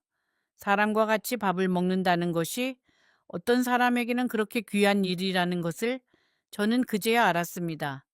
저도 한때는 그 귀함을 잊고 살았습니다. 7년 동안 윤재와 매일 함께 밥을 먹으면서 저는 그것이 영원할 줄 알았거든요. 그날 이후로 저는 배달을 갈 때마다 가능하면 그 자리에 잠시라도 머물렀습니다. 도시락 하나가 아니라 사람 한 명을 전해드린다는 마음으로요. 복지관에서 저는 한글을 잘 모르시는 어르신들께 글자도 가르쳐 드리기 시작했습니다. 평생 글자를 모르고 사신 분들이 자기 이름 석자를 처음으로 쓰시던 날, 저는 그분들과 함께 울었습니다. 그 눈물은 며느리의 차가운 눈빛 앞에서 흘리던 눈물과는 다른 것이었습니다. 그것은 따뜻한 눈물이었습니다. 제가 처음 한글 교실을 맡게 된 것은 영자 어머니의 권유 때문이었습니다. 순자 동생이 그래도 글을 좀 아니까 뭐 한번 가르쳐봐 라고 그분이 말씀하셨습니다. 저는 펄쩍 뛰며 사양했습니다. 제가 무슨 선생님이라고요? 저도 학교 문턱 한번 제대로 못 넘어본 사람이라고요. 네, 하지만 영자 어머니는 웃으시며 가르치는 사람이 더 많이 배우는 거야 라고 말씀하셨습니다. 저는 그 말씀을 이해하지 못했습니다. 그러나 막상 시작해보고 나서야 그 말씀의 뜻을 알았습니다. 한글 교실에는 7분의 어르신이 오셨습니다. 가장 나이가 많으신 분이 85이셨고 가장 젊은 분이 70이셨습니다. 모두 평생 글자를 모르고 사신 분들이었습니다. 저는 첫 시간에 칠판에 가나다라 마바사를 큼직하게 적었습니다. 어르신들은 마치 어린아이처럼 눈을 반짝이며 그 글자들을 따라 쓰셨습니다. 손이 떨려서 글자가 비뚤어지고 어떤 분은 연필을 잡는 것조차 어색해 하셨습니다. 하지만 누구 하나 포기하지 않으셨습니다. 그 모습을 보면서 저는 부끄러워졌습니다. 저는 그동안 너무 빨리 무너졌던 것은 아닐까? 이른둘은 무너지기에는 너무 이른 나이가 아닐까? 수업이 끝나면 어르신들은 한 분씩 차례로 제 손을 잡고 가셨습니다. 선생님 덕분이에요 라고 말씀하시는 분도 계셨습니다. 저는 손을 내저으며 저는 선생님이 아니에요. 그냥 같이 배우는 사람이에요 라고 대답했습니다. 하지만 그분들은 저를 선생님이라고 부르기를 멈추지 않으셨습니다. 어느 날 한 어르신이 자신의 이름을 처음으로 종이에 써서 저에게 보여주셨습니다. 박술래라고 쓰여 있었습니다. 그분은 그 종이를 두 손으로 꼭 잡고 평생 처음으로 내 이름을 내 손으로 써봤어요. 라고 말씀하시며 우셨습니다. 저도 같이 울었습니다. 이 봄이 다시 왔습니다. 제가 손주의 이름으로 통장을 옮긴 지 정확히 1년이 지난 어느 봄날이었습니다. 저는 그날 아침 창문을 열고 한참을 밖을 바라봤습니다. 골목길에 벚꽃이 피어 있었습니다. 작년 이맘때 저는 그 벚꽃을 볼 마음에 여유조차 없었습니다. 통장을 옮기는 일, 집을 정리하는 일, 손주의 미래를 걱정하는 일에 정신이 팔려서요. 그런데 올해는 그 벚꽃이 너무도 선명하게 제 눈에 들어왔습니다. 그 무렵 저는 한 가지 결심을 더 했습니다. 제 작은 월세방의 한쪽 벽에 작은 액자 하나를 걸기로 한 것입니다. 그 액자 안에는 아무도 없습니다. 가족 사진도 손주 사진도 없습니다. 그저 제가 직접 쓴 글씨 한 줄이 들어 있을 뿐입니다. 거기에는 이렇게 적혀 있습니다. 나는 나로서 살아간다. 복지관의 어르신들이 가끔 제 집에 놀러 오십니다. 그 액자를 보고 모두들 좋다고 말씀하십니다.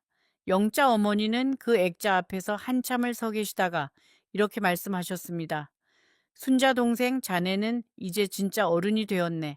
저는 그 말씀에 웃었습니다. 72이 되어서야 진짜 어른이 되다니. 저는 참 늦된 사람이구나 라고 생각하면서요. 하지만 그 늦음이 이제는 부끄럽지 않습니다. 가끔 밤이 깊어지면 저는 여전히 저 윤재가 그립습니다. 그 아이의 작은 손이 제 무릎에서 잠들던 그 따뜻한 무게가 사무치게 그리울 때가 있습니다. 네, 그럴 때면 저는 이렇게 혼잣말을 합니다. 윤재야, 할머니는 잘 지낸다. 너도 잘 지내라. 그리고 언젠가 네가 어른이 되어 누군가에게 모든 것을 내어주고 싶은 마음이 들거든. 그때는 한 번만 더 생각해 보렴. 사랑은 주는 것이지만 자기 자신까지 다 내어주는 것은 사랑이 아니란다. 여러분, 제 이야기는 여기까지입니다. 저는 여전히 그 작은 월세방에 혼자 삽니다. 아들에게서는 그날 이후로 단 한 통의 연락도 없습니다. 손주의 통장이 어떻게 되었는지 저는 더 이상 궁금해하지 않습니다. 그 돈은 이미 제 손을 떠난 돈입니다. 제가 가질 수 있는 것은 오직 지금 이 순간의 저 자신뿐입니다. 혹시 이 이야기를 들으시면서 마음 한구석이 시큰해진 분이 계시다면 부디 한 가지만 기억해 주세요. 자식에게 모든 것을 내어주는 것이 사랑의 전부는 아닙니다.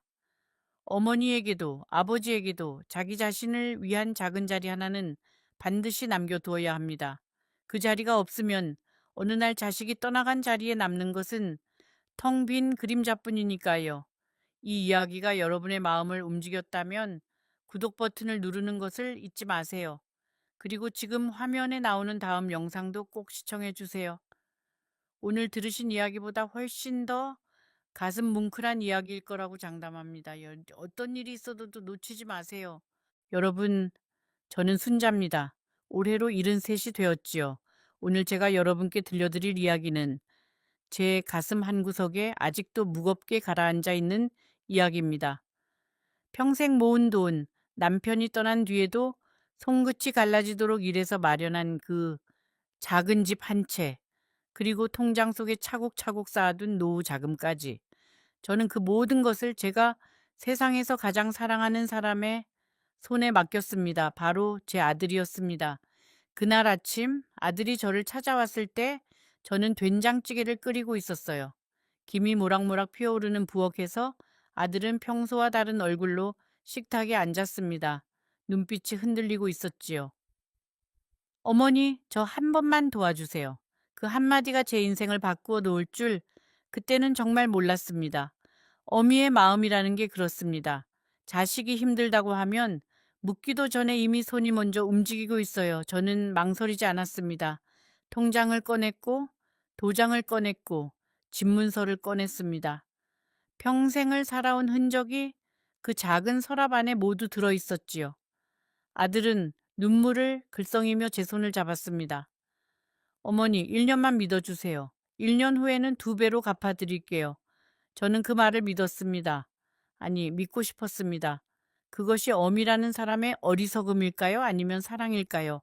그런데 여러분, 사람의 마음이라는 건 참 묘합니다. 그날 밤 저는 잠을 이루지 못했습니다. 분명 아들을 믿었는데, 분명 옳은 일을 했다라고 생각했는데, 가슴 한구석이 자꾸만 서늘했어요. 마치 누군가가 제 등 뒤에서 조용히 문을 닫고 나가는 듯한 그런 느낌이었지요. 그 느낌이 무엇이었는지 저는 1년이 지난 후에야 알게 되었습니다. 지금부터 제가 들려드릴 이야기는 어쩌면 여러분 중 누군가의 이야기일지도 모릅니다. 자식을 위해 모든 것을 내어준 어머니의 이야기, 그리고 그 어머니가 어떻게 빈손이 되었는지에 관한 이야기. 잠시 후 저는 제가 어떻게 살던 집에서 쫓겨나게 되었는지, 그리고 제가 가장 사랑했던 사람이 어떤 얼굴로 저를 외면했는지 모두 말씀드리겠습니다. 혹시 여러분도 자식에게 전 재산을 맡긴 적이 있으신가요? 아니면 그런 결정을 망설이고 계신가요? 댓글로 여러분의 이야기를 들려주세요. 그리고 이 채널을 구독해 주신다면 저 같은 늙은이의 이야기를 더 많이 나눌 수 있을 것입니다. 제 아들의 이름은 민호입니다. 어릴 적부터 영리하고 착한 아이였어요. 학교에서 상도 많이 받아왔고 동네 어른들도 저에게 늘 말씀하셨지요. 순자 씨, 아들 하나는 정말 잘 두셨어요. 저는 그 말을 들을 때마다 가슴이 부풀어 올랐습니다. 남편이 일찍 세상을 떠난 뒤로 제 인생의 전부는 그 아이였거든요. 남편은 민호가 겨우 5살 때 병으로 세상을 등졌습니다. 그때 저는 29이었어요. 꽃같은 나이에 과부가 된 저는 친정 부모님께도 시댁에도 기댈 수 없는 처지였습니다. 새벽 시장에 나가 채소를 팔고 식당 일을 하고 남의 집 빨래까지 하면서도 저는 행복했습니다. 왜냐하면 제 아들이 잘 자라고 있었으니까요. 민호가 초등학교에 들어갔을 때 저는 그 아이의 도시락을 싸기 위해 새벽 4시에 일어났습니다. 계란말이 하나라도 더 넣어주려고, 김치 한 조각이라도 더 예쁘게 썰어주려고 저는 손이 부르트도록 일했어요. 다른 집 아이들은 부모가 맞벌이를 해서 풍족하게 자랐지만 우리 민호는 혼자 아파트 열쇠를 목에 걸고 학교에 다녔습니다. 그 작은 등을 보고 있으면 제 가슴이 찢어지는 것 같았어요. 하지만 저는 울지 않았습니다. 어미가 울면 자식도 따라옵니다. 그래서 저는 항상 웃었어요. 속으로는 무너지면서도 겉으로는 웃었습니다. 민호는 좋은 대학에 들어갔고 좋은 회사에 취직했고 좋은 며느리를 데려왔습니다. 며느리의 이름은 지영이라고 했지요. 처음 만났을 때 저는 그 아이가 마음에 들었습니다. 조용하고 예의 바르고 제 아들을 진심으로 사랑하는 것 같았으니까요. 결혼식 날 저는 한복을 곱게 차려입고 하루 종일 웃었습니다. 그날만큼 행복했던 날이 있었을까요? 제 앞에 앉아있던 사돈댁 어른들이 저를 향해 고개를 숙이며 말씀하셨어요. 정말 훌륭하게 아드님을 키우셨습니다. 저는 그 말 한마디에 지난 30년의 고생이 한꺼번에 녹아내리는 것 같았습니다. 그런데 그 행복이라는 것이 얼마나 얇은 종이 같은 것인지 그때는 정말 몰랐습니다. 결혼한 지 5년쯤 지났을 무렵이었을까요? 민호는 회사를 그만두고 사업을 시작하겠다고 했습니다. 저는 처음에 반대했어요. 사업이라는 게 어디 쉬운 일입니까? 더구나 우리 집안에는 사업을 해본 사람이 한 명도 없었지요. 제 남편도 평범한 회사원이었고 저도 장사라고 해봐야 새벽 시장에서 채소를 파는 것이 전부였으니까예요. 하지만 민호는 자신감이 넘쳤습니다. 어머니, 친구가 이미 다 알아봐 줬어요. 투자만 하면 1년 안에 몇 배로 불어나요. 요즘은 시대가 달라요. 어머니처럼 평생 월급만 받고 살면 아무것도 남는 게 없어요. 저는 그 말을 믿지 않았습니다. 적어도 처음에는 그랬지요. 그런데 시간이 지나면서 민호의 얼굴이 점점 어두워지기 시작했습니다. 설에 제 집에 왔을 때 아들은 예전처럼 웃지 않았어요. 밥을 먹으면서도 자꾸만 휴대폰을 들여다보았고 가끔씩 한숨을 쉬었습니다. 저는 무슨 일이 있는지 물어보고 싶었지만 차마 묻지 못했어요. 어미가 자식의 얼굴에서 걱정을 읽으면 그 순간부터 어미도 잠을 이루지 못합니다. 저는 그저 된장국을 한 그릇 더 떠주고 김치를 앞으로 밀어주며 말했어요. 많이 먹어라. 얼굴이 많이 야위었구나. 어느 날 저녁 며느리 지영이가 저에게 전화를 걸어왔어요. 어머니, 민호 씨가 요즘 너무 힘들어해요. 잠도 잘 못 자고 밥도 잘 못 먹어요. 저한테도 아무 말 안 하고 혼자서만 끙끙 앓고 있어요. 어머니가 한번 와주시면 안 될까요? 그 말을 들은 순간 제 가슴이 철렁 내려앉았습니다. 어미라는 사람은 그래요. 자식이 아프다고 하면 자기가 더 아픕니다. 자식이 힘들다고 하면 자기가 더 힘듭니다. 그 마음이 결국 저를 무너뜨릴 줄은 몰랐지요. 저는 다음 날 바로 민호의 집을 찾아갔습니다. 아들은 거실에 앉아 있었어요. 며칠 동안 면도를 하지 않은 얼굴, 푹 꺼진 두 눈. 저는 그 모습을 보는 순간 이미 마음을 정해버렸습니다. 어머니가 자식의 무너진 얼굴을 보고도 그냥 돌아설 수 있다면 그건 어미가 아니지요. 어머니, 사실은요. 민호는 천천히 말을 꺼냈습니다. 사업이 잘 안 되고 있어요. 빚이 좀 있어요. 그런데 어머니, 한 번만 도와주시면 제가 다시 일으킬 수 있어요. 정말이에요. 친구가 이번에는 확실한 건을 하나 물어왔어요. 정부에서 지원하는 사업인데 초기 자금만 있으면 1년 안에 원금의 3배를 뽑을 수 있다고 하더라고요. 저는 아들의 손을 잡았습니다. 그리고 말했어요. 얼마면 되겠니? 여러분, 저는 그날 모든 것을 내어주었습니다. 평생 모은 돈, 그 작은 집 한 채, 통장 속에 노후 자금까지. 변호사를 통해서 명의도 모두 아들 앞으로 옮겼지요. 왜냐하면 민호가 그렇게 해야 사업 자금으로 쓸 수 있다고 했으니까요. 저는 서류에 도장을 찍으면서 한 번도 의심하지 않았습니다. 의심한다는 것 자체가 어미로서 죄를 짓는 일 같았어요. 변호사 사무실에서 서류를 작성하는 동안 변호사님이 저에게 몇 번이나 물으셨어요. 어머님, 정말 괜찮으시겠어요? 이렇게 전부 아드님 명의로 옮기시면 나중에 법적으로 어머님이 아무것도 주장하실 수 없게 됩니다. 저는 웃으면서 대답했어요. 괜찮습니다. 제 아들인데요. 제 아들을 못 믿으면 저는 누구를 믿겠습니까? 그런데 지금 생각해 보면 그것이 정말 사랑이었을까요? 아니면 두려움이었을까요? 자식을 잃을지도 모른다는 두려움. 처음 몇 달은 모든 것이 평온해 보였습니다. 민호는 자주 전화를 했고 며느리도 가끔 반찬을 들고 찾아왔어요. 저는 작은 새방을 얻어 지냈습니다. 보증금 500만 원에 월세 30만 원짜리 단칸방이었어요. 부엌이라고 부르기도 뭐한 작은 싱크대와 겨우 이불 하나 펼 수 있는 좁은 방. 창문을 열면 바로 옆 건물의 벽이 보이는 그런 곳이었습니다. 좁고 추운 방이었지만 저는 불평하지 않았습니다. 왜냐하면 제 아들이 다시 일어서고 있다고 믿었으니까요. 그 믿음 하나로 저는 매일 아침 눈을 떴습니다. 그런데 그 믿음이라는 것이 얼마나 위태로운 것인지요. 처음에 민호가 전화를 해오면 저는 아무 일도 없는 듯이 밝은 목소리로 받았어요. 어머니, 새빵은 괜찮으세요? 불편하시지는 않으세요? 저는 이렇게 대답했지요. 괜찮아, 민호야. 엄마는 여기서도 잘 지내. 너는 네 일만 잘하면 된다. 엄마 걱정은 하지 마라. 그때마다 민호는 고맙다고 금방 다 해결될 거라고 말했어요. 저는 그 말들을 소중하게 마음속에 담아두었습니다.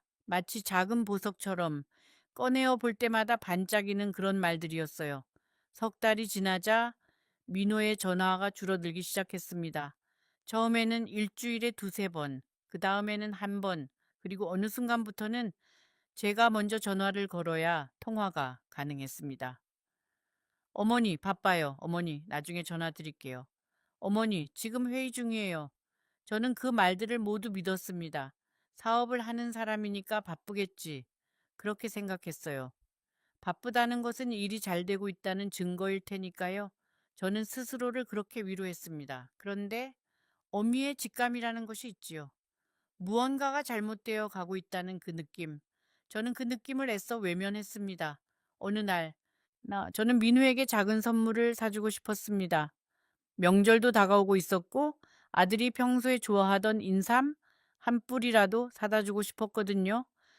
저는 시장에 나가 오래된 통장에서 겨우 남은 돈으로 인삼을 샀어요. 그리고 그것을 정성스럽게 포장해서 민호의 집으로 갔습니다. 미리 연락하지 않고 찾아간 것은 잘못이었을까요? 초인종을 눌렀지만 아무도 나오지 않았어요. 저는 한참을 문 앞에 서 있었습니다.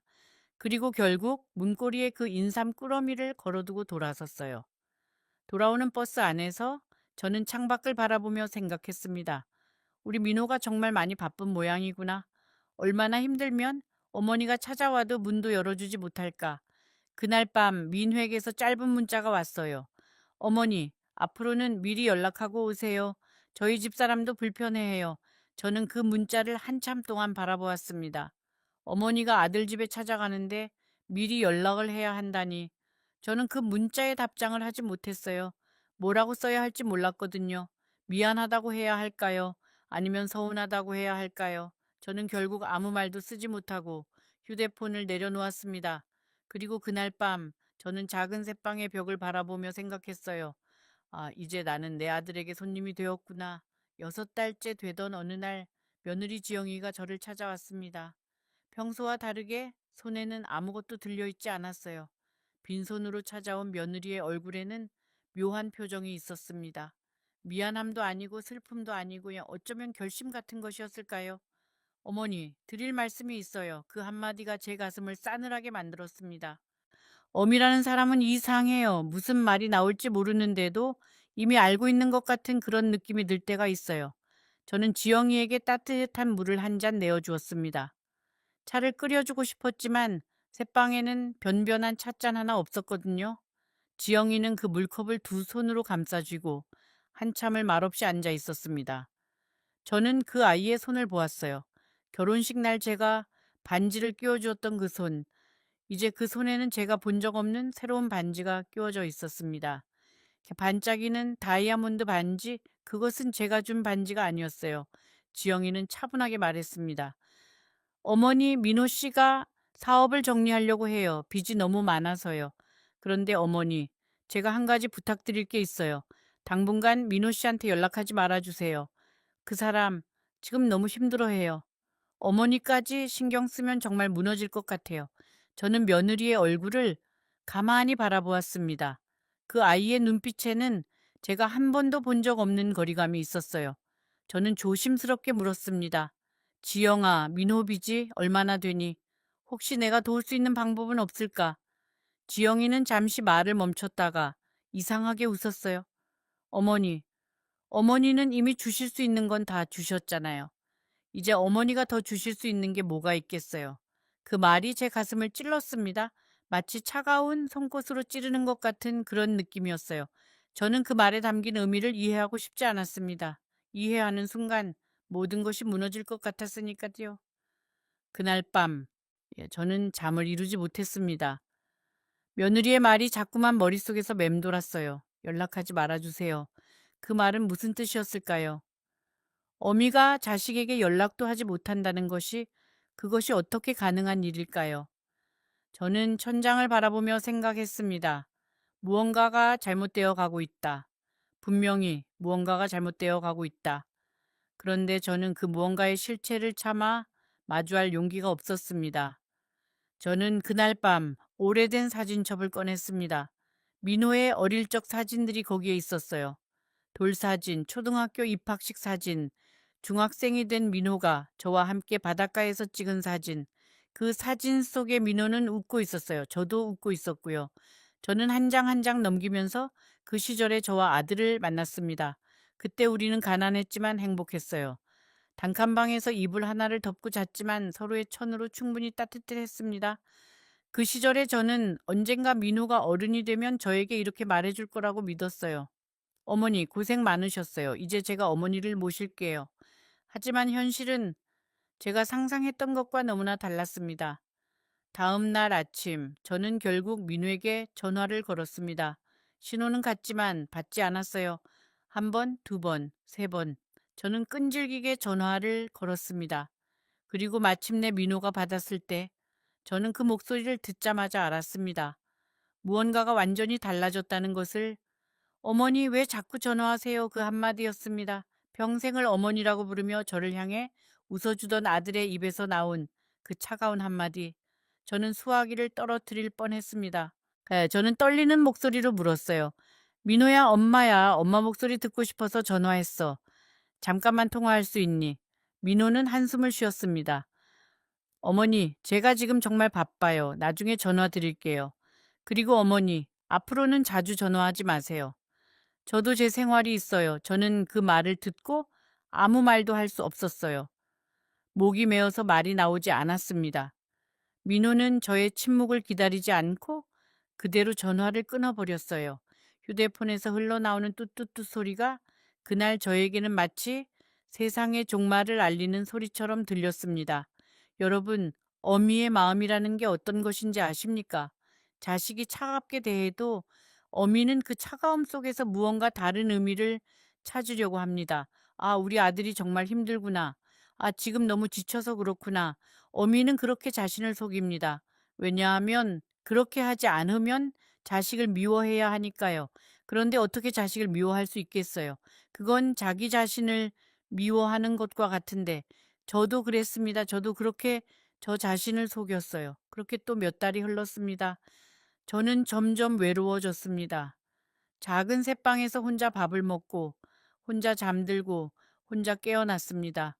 아침에 눈을 뜨면 제일 먼저 하는 일이 천장을 바라보는 것이었어요. 그리고 생각했습니다. 오늘은 누구와 말을 해볼까? 하루 종일 아무와도 말을 하지 않는 날이 점점 늘어났습니다. 가끔 시장에 가서 두부 한 모를 사면서 가게 주인 아주머니와 몇 마디 나누는 것이 그날의 유일한 대화였어요. 아들의 전화는 더 이상 오지 않았고 제 며느리의 발길도 끊겼습니다. 저는 가끔 동네 노인정에 나가 다른 할머니들과 이야기를 나누었지만 아무에게도 제 사정을 말하지 못했습니다. 부끄러웠어요. 자식에게 모든 것을 주고 빈손이 된 어미라는 것이 너무나 부끄러웠습니다. 다른 할머니들은 명절이 되면 자식들이 찾아와서 용돈을 주고 손주들을 데리고 와서 인사를 시켰어요. 그런 이야기를 들을 때마다 저는 슬며시 자리를 피했습니다. 그런데 부끄러움보다 더 무서운 것이 있었습니다. 그것은 제가 점점 사라지고 있다는 느낌이었어요. 사라진다는 것이 무슨 뜻인지 저는 그제서야 알게 되었습니다. 아무도 저를 부르지 않고, 아무도 저를 기다리지 않고, 아무도 저의 안부를 궁금해하지 않는 것, 그것이 사라지는 것이었어요. 저는 분명 숨을 쉬고 있었고, 밥을 먹고 있었고, 걸어 다니고 있었지만 세상 어디에도 제 자리가 없는 것 같았습니다. 시장에 가도, 버스를 타도, 길을 걸어도 저는 그저 지나가는 한 명의 할머니일 뿐이었어요.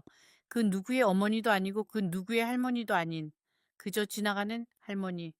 어느 날 저는 우연히 동네에서 옛 친구를 만났습니다. 영자라는 친구였어요. 젊은 시절 함께 시장에서 채소를 팔았던 저와 가장 친했던 친구. 영자는 저를 보자마자 깜짝 놀랐습니다. 순자야, 너 왜 이렇게 야위었어? 무슨 일 있어? 저는 웃으려고 했지만 웃음이 나오지 않았어요. 그리고 영자의 손을 잡는 순간 저는 그동안 참았던 모든 것이 한꺼번에 무너지는 것을 느꼈습니다. 어미라는 사람도 결국은 사람이에요. 무너질 때가 있는 사람.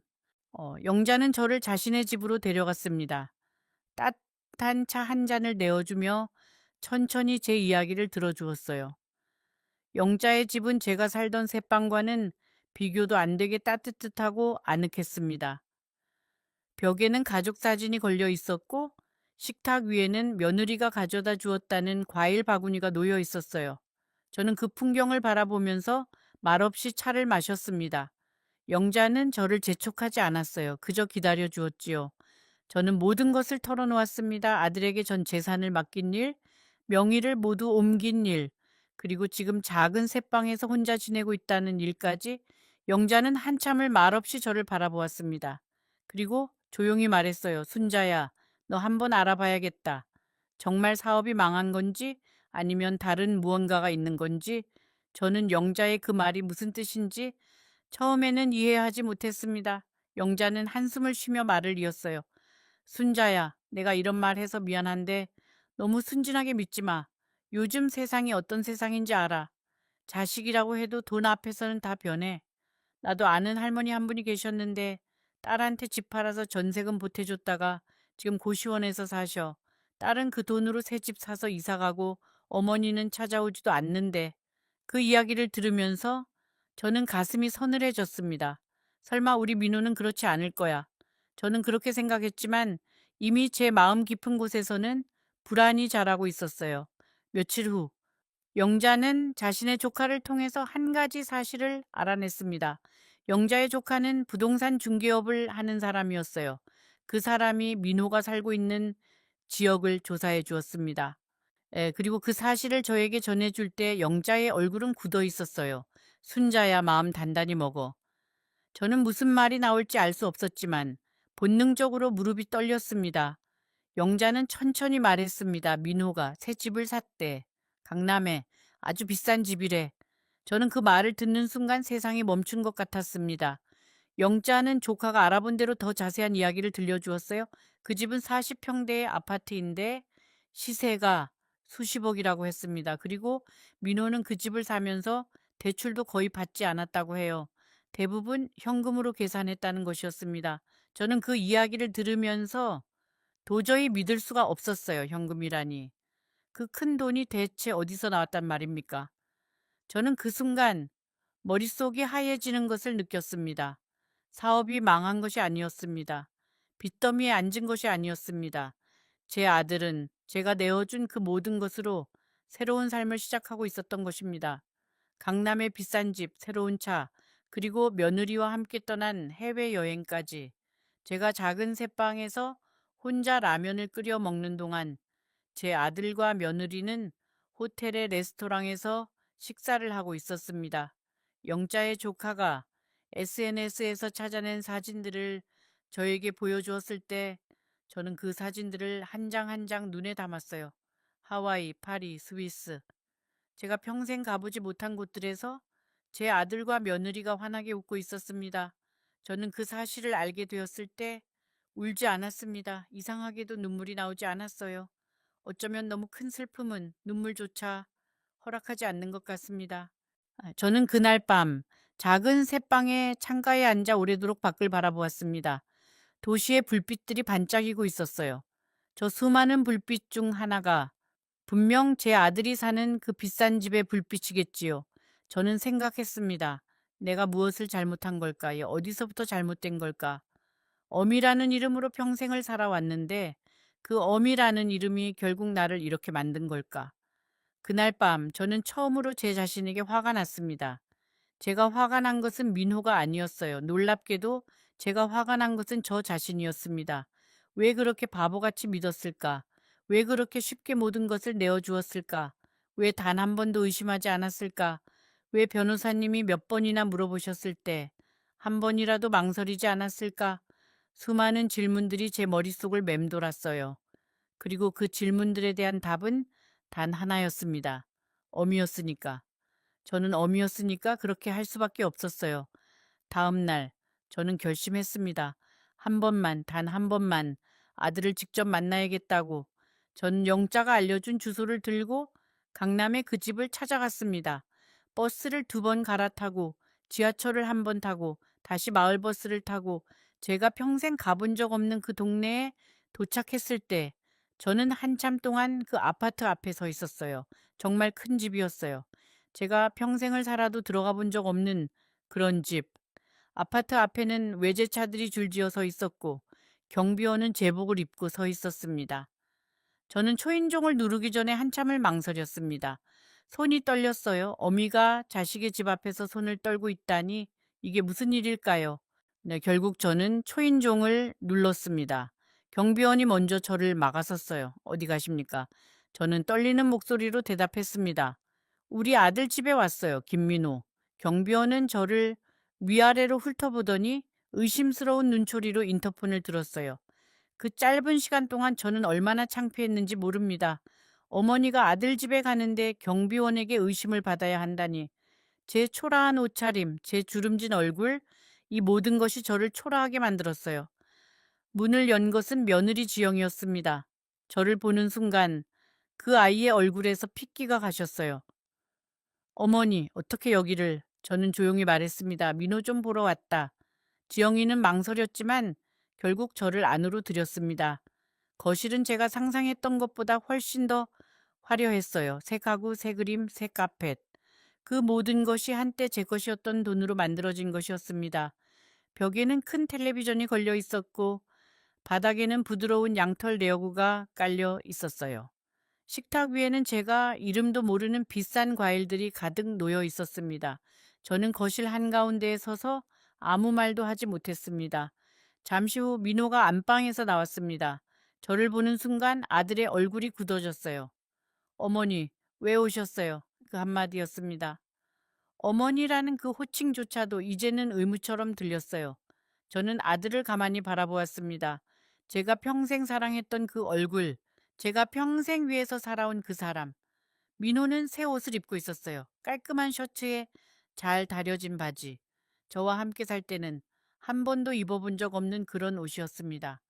그리고 그 사람의 눈빛에서 저는 아무것도 찾을 수 없었습니다. 사랑도, 미안함도, 부끄러움도, 아무것도. 그것이 가장 무서웠습니다. 저는 천천히 말했습니다. 민호야, 내가 너에게 맡긴 그 돈, 그 집 다 어디로 갔니? 민호는 잠시 침묵했습니다. 그리고 한숨을 쉬며 말했어요. 어머니, 그건 이미 제 명의로 되어 있어요. 법적으로 어머니가 주장하실 수 있는 게 아무것도 없어요. 그리고 어머니, 솔직히 말씀드릴게요. 저도 제 가정이 있어요. 제 아내도 있고 앞으로 아이도 가질 거예요. 어머니까지 모실 여유가 없어요. 저는 그 말을 들으면서 제 안에서 무언가가 조용히 무너지는 소리를 들었습니다. 여러분, 어쩌면 여러분 중에도 이런 경험을 하신 분이 계실지 모릅니다. 자식을 위해 모든 것을 내어주었는데 그 자식이 어느 날 갑자기 등을 돌리는 그런 경험, 혹은 지금 그런 결정을 앞두고 망설이고 계실지도 모릅니다. 잠시 후 저는 그날 그 거실에서 어떤 말을 들었는지, 그리고 제가 그 집을 어떻게 나왔는지 모두 말씀드리겠습니다. 만약 여러분이 저와 비슷한 일을 겪으셨다면 댓글에 한 줄만 남겨주세요. 그것만으로도 저 같은 늙은이에게는 큰 위로가 됩니다. 저는 며느리 지영이를 바라보았습니다. 한때 제가 마음에 들어 했던 조용하고 예의 바른 그 아이. 그런데 지금 그 아이의 얼굴에는 저에 대한 그 어떤 따스함도 남아있지 않았어요. 지영이는 민호 옆에 서서 마치 자신의 영역을 지키는 사람처럼 저를 바라보고 있었습니다. 어머니, 저희도 정말 힘들어요. 지영이가 말했어요. 그 말을 듣는 순간 저는 웃음이 나올 뻔했습니다. 힘들다는 말이 누구의 입에서 나와야 할 말인지요. 저는 지영이에게 조용히 물었어요. 지영아, 너는 나에게 한 가지만 대답해다오. 너는 이 모든 것을 처음부터 알고 있었니? 민호가 사업이 망했다고 한 것이 거짓말이었다는 것을. 지영이는 고개를 돌렸습니다. 그리고 한참 후에야 작은 목소리로 말했어요. 어머니, 저는 민호 씨의 아내예요. 저는 어머니의 며느리이기 전에 민호 씨의 아내라는 것을 잊지 말아주세요. 그 말이 저에게는 모든 것을 설명해주는 말이었습니다. 저는 거실의 소파에 잠시 앉았습니다. 다리에 힘이 풀려서 더 이상 서 있을 수가 없었거든요. 민호와 지영이는 제 앞에 마주 앉았습니다. 마치 비즈니스 미팅을 하는 사람들처럼 거리감을 두고. 어머니, 민호가 다시 말했어요. 어머니가 지금 사시는 그 새방, 월세 제가 도와드릴 수 있어요. 매달 얼마씩 보내드릴게요. 그 정도면 충분하지 않으세요. 충분하지 않으세요. 그 말이 제 가슴을 칼처럼 지나갔습니다. 제가 민호에게 평생 무엇을 원했는지 여러분은 아십니까? 돈을 원한 것이 아니었어요. 집을 원한 것도 아니었고 명예를 원한 것도 아니었어요. 저는 그저 제 아들이 행복하기를 바랐습니다. 그리고 가끔씩, 아주 가끔씩 저를 찾아와서 손을 잡아주기를 바랐어요. 어머니 고생하셨어요. 그 한마디만 들을 수 있다면 저는 그것으로 충분했을 것입니다. 그런데 지금 제 앞에 앉아 있는 이 사람은 저에게 월세를 얼마씩 보내주겠다고 말하고 있었어요. 마치 계약 관계에 있는 사람처럼. 저는 아들에게 물었습니다. 민호야, 너는 내가 지금까지 어떻게 너를 키웠는지 기억나니? 새벽 3시에 일어나서 시장에 나갔던 거, 식당에서 설거지 하다가 손이 다 갈라졌던 거, 너 학원비 마련하려고 다른 사람 빨래까지 했던 거 기억나니? 민호는 시선을 피했습니다. 어머니, 그 이야기 또 하실 거예요. 저도 다 알아요. 그런데 어머니, 그건 어머니가 어머니로서 하신 일이잖아요. 부모가 자식 키우는 건 당연한 거잖아요. 당연한 것. 저는 그 단어 앞에서 할 말을 잃었습니다. 당연한 것이라고요. 어미가 자식을 위해 평생을 바치는 것이 그렇게 당연한 것이라면, 그렇다면 자식이 늙은 어미를 돌보는 것은 왜 당연하지 않은 것일까요? 저는 그 질문을 입 밖으로 꺼내지 못했습니다. 왜냐하면 그 질문을 하는 순간 제가 평생 믿어온 모든 것이 무너질 것 같았으니까요. 어쩌면 저는 이미 알고 있었는지도 모릅니다. 사랑이라는 것이 일방통행이 될 수 있다는 것을. 그런데 그것을 인정하는 일이 너무나 두려웠습니다. 저는 민우에게 마지막으로 한 가지를 물었습니다. 민호야, 너는 아버지를 기억하니? 민호는 의아한 표정을 지었어요. 갑자기 왜 아버지 이야기예요? 저는 천천히 말했습니다. 네 아버지가 돌아가실 때 나에게 마지막으로 한 말이 뭐였는지 아니? 우리 민호 잘 부탁한다고 했어. 저 아이를 지켜달라고 했어. 나는 그 약속을 지키려고 평생을 살았단다. 그런데 민호야, 만약 네 아버지가 지금 이 모습을 보신다면 뭐라고 말씀하실까? 민호는 아무 말도 하지 못했어요. 저는 자리에서 일어났습니다. 더 이상 그 집에 있고 싶지 않았어요. 그 화려한 거실, 그 새 가구들, 그 모든 것이 저를 숨막히게 했습니다. 민호야, 저는 마지막으로 말했어요. 너에게 한 가지만 부탁할게. 다음에 우리가 만나게 되더라도 어머니라고 부르지 마라. 그 말이 너에게서 나오는 것이 지금 나에게는 너무 아프구나. 민호는 아무 말도 하지 않았습니다. 지영이도 마찬가지였습니다. 저는 그 집을 나와 천천히 길을 걸었습니다. 강남의 화려한 거리, 수많은 사람들, 반짝이는 상점들. 그런데 저는 그 한가운데에서 마치 투명 인간이 된 것 같았어요. 아무도 저를 보지 않았고 아무도 저를 알지 못했습니다. 젊은 사람들은 저를 스쳐 지나가며 바쁘게 걸었고 아이들은 엄마의 손을 잡고 웃고 있었습니다. 저는 그 모든 풍경 속에서 홀로 떠다니는 먼지 같았어요. 저는 버스 정류장에 앉아 한참을 그렇게 있었습니다. 버스가 와도 타지 않았고 사람들이 지나가도 움직이지 않았어요. 그날 저는 처음으로 제가 정말 혼자라는 것을 느꼈습니다. 해가 저물 무렵이 되어서야 저는 겨우 버스에 올랐어요. 창문에 비친 제 얼굴은 제가 알던 순자가 아니었습니다. 마치 다른 사람처럼 낯설고 지친 얼굴. 저는 그 얼굴을 한참 바라보았어요. 그리고 속으로 조용히 말했습니다. 순자야, 수고했다. 네가 너무 수고했구나. 그것은 제가 제 자신에게 처음으로 건네는 위로의 말이었습니다. 평생을 어미로 살면서 저는 제 자신을 위로해 본 적이 한 번도 없었거든요. 집으로 돌아오는 길 저는 영자에게 전화를 걸었습니다. 네, 영자는 제 목소리를 듣자마자 알아차렸어요. 순자야, 우리 집으로 와. 지금 당장. 저는 그날 밤 영자의 집에서 잤습니다. 영자는 따뜻한 미역국을 끓여 주었어요. 미역국이라니. 그 어떤 잔치도 아닌데 영자는 저에게 미역국을 내어 주었습니다. 어쩌면은 영자는 저에게 제 자신을 다시 놔주고 싶었던 것일지도 모르겠어요. 저는 그 미역국을 먹으면서 처음으로 울었습니다. 그 울음은 평생 참아왔던 울음이었어요.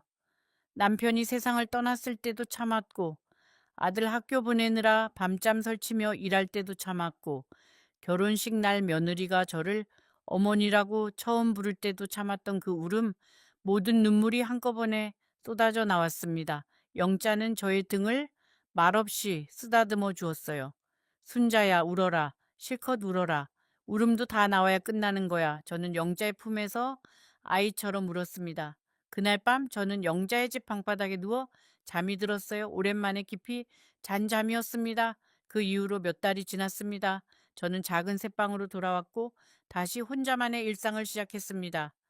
민회계에서는 약속한 월세가 매달 들어왔어요. 통장에 찍힌 그 숫자를 볼 때마다 저는 묘한 감정에 사로잡혔습니다. 이것이 사랑일까요? 아니면 의무일까요? 아니면 죄책감일까요? 저는 알 수 없었습니다. 그리고 알고 싶지도 않았어요. 알게 되면 더 슬퍼질 것 같았으니까요. 어느 날 저는 동네 노인정에 나갔다가 한 할머니를 만났습니다. 그 할머니는 저보다 10살은 더 많아 보였어요. 우리는 우연히 또 옆자리에 앉게 되었고 자연스럽게 이야기를 나누게 되었습니다. 네, 그 할머니는 자신의 이야기를 들려주었어요. 자신도 자식에게 모든 것을 주고 빈손이 되었다고, 자신도 작은 방에서 혼자 살고 있다고. 저는 그 이야기를 들으면서 묘한 위로를 받았습니다. 나만 그런 것이 아니구나. 나만 이렇게 어리석었던 것이 아니구나. 그 할머니의 이름은 정순이었어요. 정순 할머니는 저에게 이런 말씀을 하셨습니다.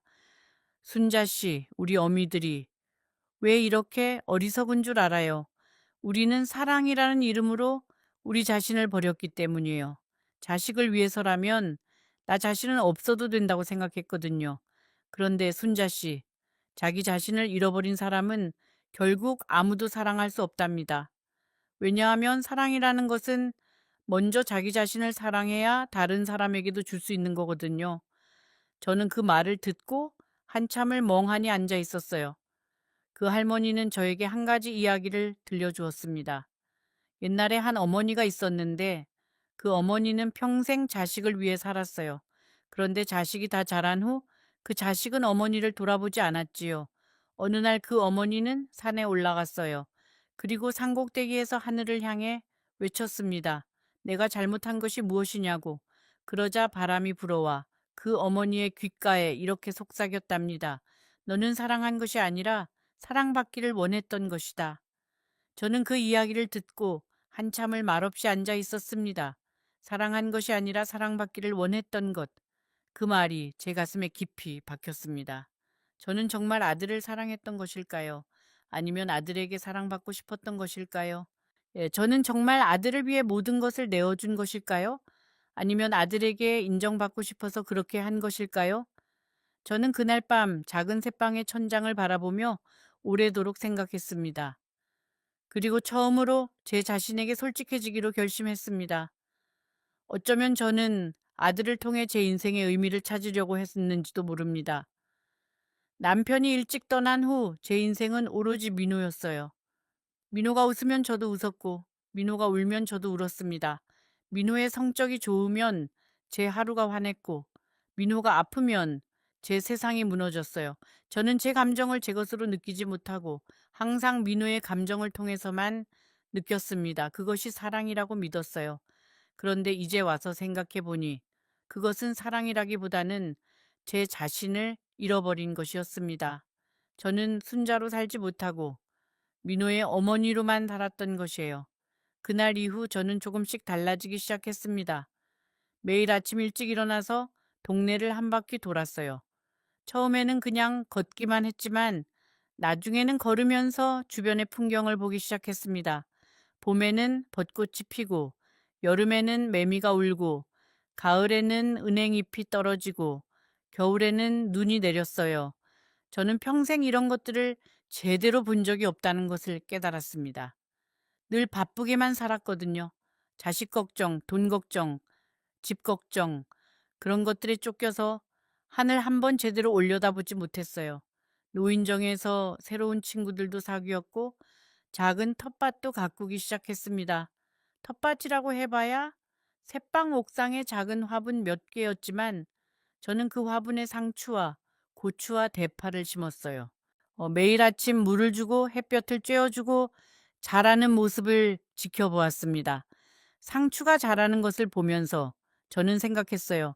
이 작은 생명도 이렇게 열심히 자라는구나. 그러면 나도 아직 포기하면 안 되겠다. 저는 그 상추를 따서 반찬으로 먹었어요. 제가 직접 기른 상추를 먹는 그 맛은 정말 특별했습니다. 영자는 저에게 한글 교실에 나가보라고 권유했어요. 저는 어릴 적에 학교를 제대로 다니지 못해서 글자를 잘 몰랐거든요. 제가 어릴 때는 여자아이는 학교에 보내지 않는 집이 많았어요. 저도 그런 집안에서 자랐습니다. 겨우 제 이름 석자 쓰는 것이 전부였지요. 처음에는 부끄러웠지만 저는 용기를 내어 한글 교실에 나갔습니다. 그리고 그곳에서 저는 새로운 세상을 만났습니다.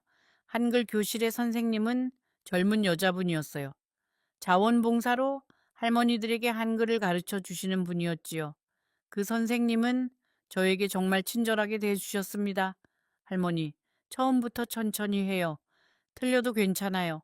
우리 모두 처음에는 그랬어요. 그 말 한마디가 저를 얼마나 위로했는지 모릅니다. 저는 연필을 쥐고 공책에 한 글자 한 글자 쓰기 시작했어요. 가, 나, 다, 라. 처음에는 손이 떨려서 글자가 삐뚤빼뚤했지만 시간이 지나면서 조금씩 나아졌습니다. 한글 교실에는 저와 비슷한 처지의 할머니들이 많았어요. 우리는 서로의 이야기를 나누었고 서로의 손을 잡아주었습니다. 어떤 할머니는 남편을 일찍 떠나보내고 혼자 자식을 키우신 분이었고 어떤 할머니는 평생 시집살이를 견디며 사신 분이었어요. 그리고 저처럼 자식에게 모든 것을 주고도 외로워진 할머니도 있었습니다. 우리는 서로를 위로했고 서로를 격려했어요. 저는 처음으로 어머니라는 이름이 아닌 순자라는 이름으로 불리는 즐거움을 알게 되었어요. 순자 씨, 오늘도 오셨어요. 순자 씨. 글씨 정말 잘 쓰시네요. 순자 씨, 같이 점심 먹으러 가요. 그 호칭이 저에게는 마치 새로운 생명을 얻는 것 같았습니다.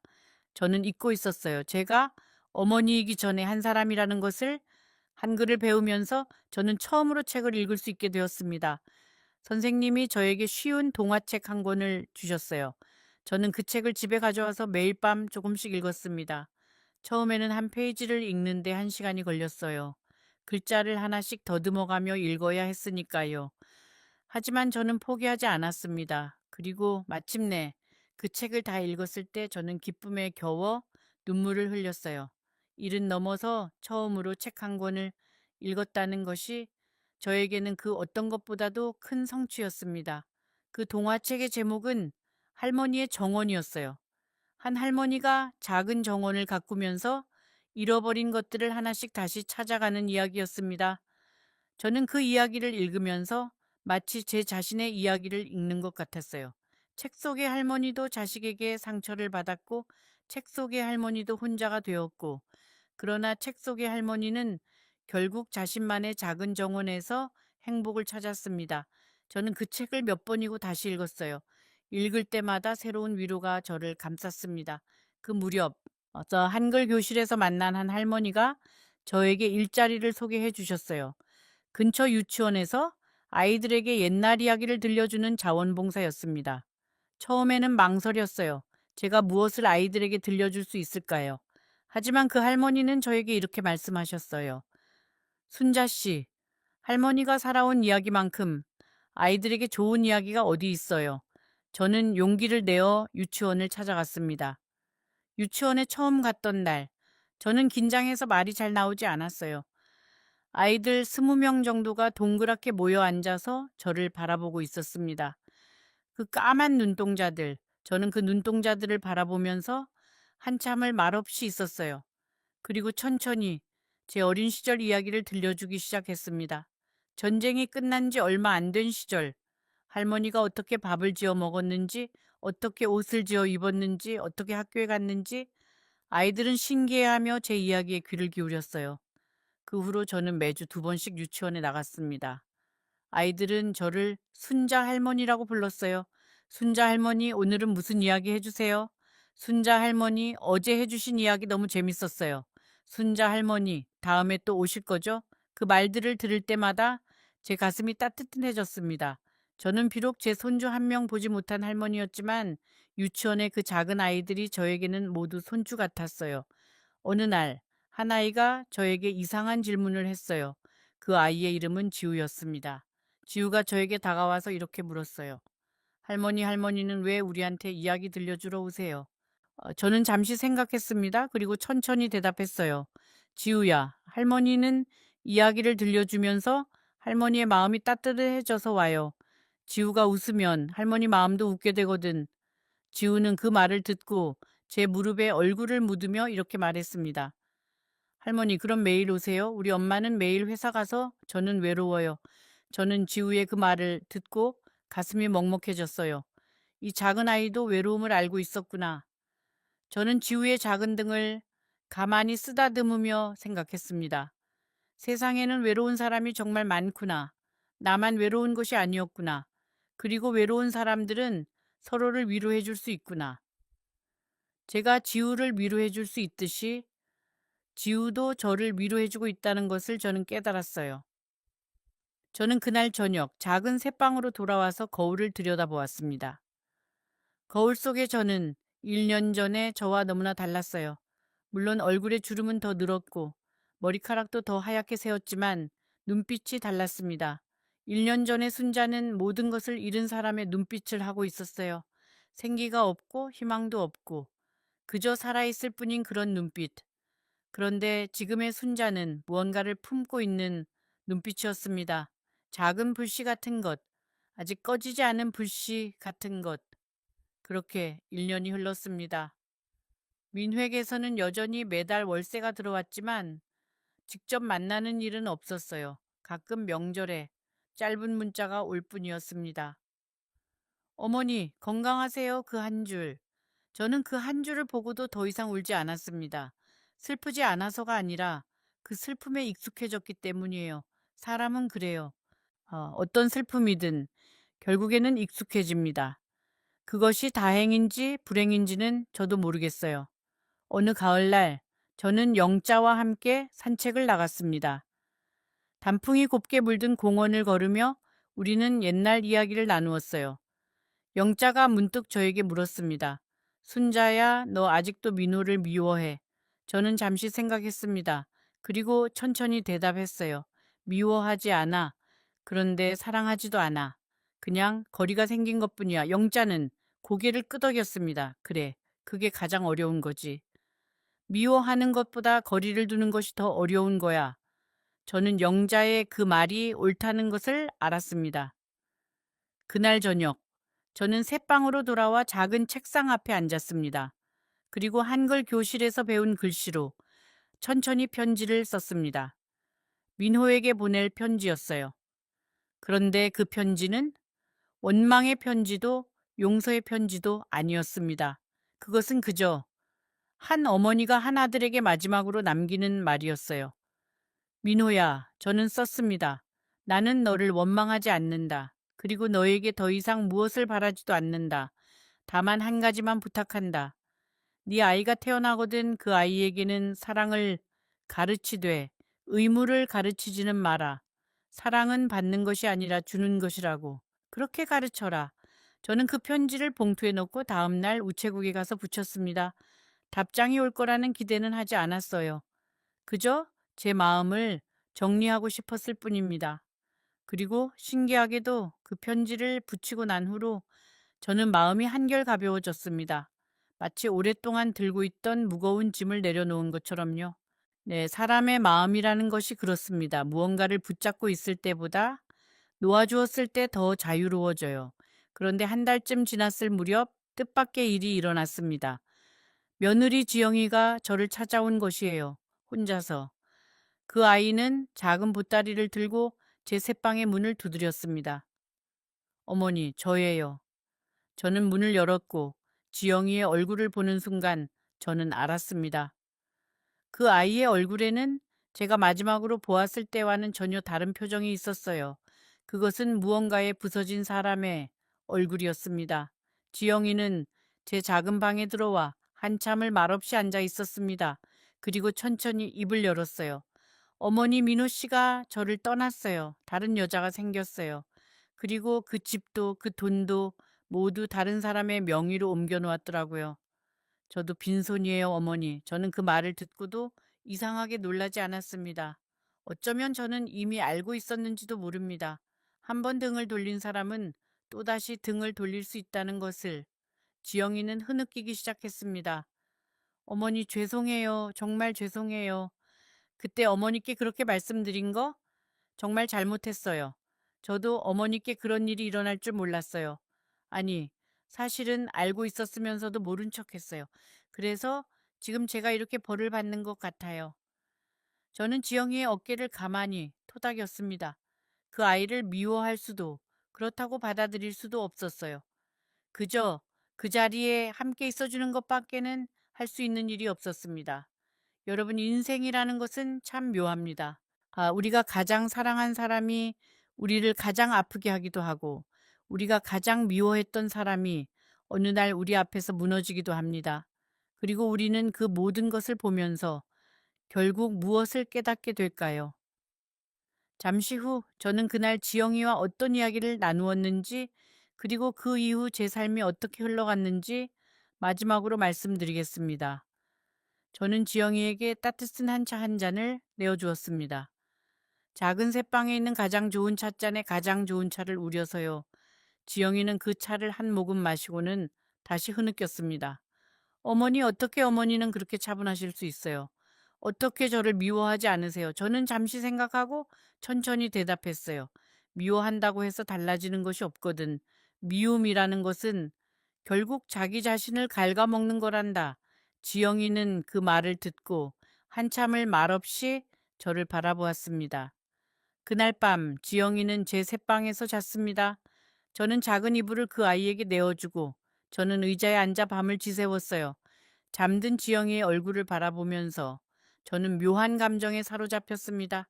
한때 저의 며느리였던 사람, 한때 저를 외면했던 사람, 그리고 지금은 저처럼 모든 것을 잃은 사람. 우리 두 사람은 이상한 방식으로 다시 연결되어 있었어요. 그것이 어쩌면 인생이 우리에게 주는 마지막 선물 같은 것일지도 모르겠습니다. 다음 날 아침, 지영이는 떠났습니다. 떠나기 전에 그 아이는 제 손을 잡고 말했어요. 어머니, 제가 다시 자리를 잡으면 꼭 어머니를 찾아뵐게요. 저는 고개를 끄덕였지만 마음속으로는 알고 있었습니다. 어쩌면은 이것이 마지막일지도 모른다는 것을. 사람의 인연이라는 것은 그렇습니다. 한 번 어긋난 것은 다시 맞추기가 참 어려워요. 저는 그 아이가 떠나는 뒷모습을 보면서 조용히 손을 흔들었습니다. 그 이후로 저는 제 삶을 살았습니다. 한글 교실에 계속 다니고 노인정에서 친구들과 어울리고 작은 텃밭에서 채소를 가꾸면서요.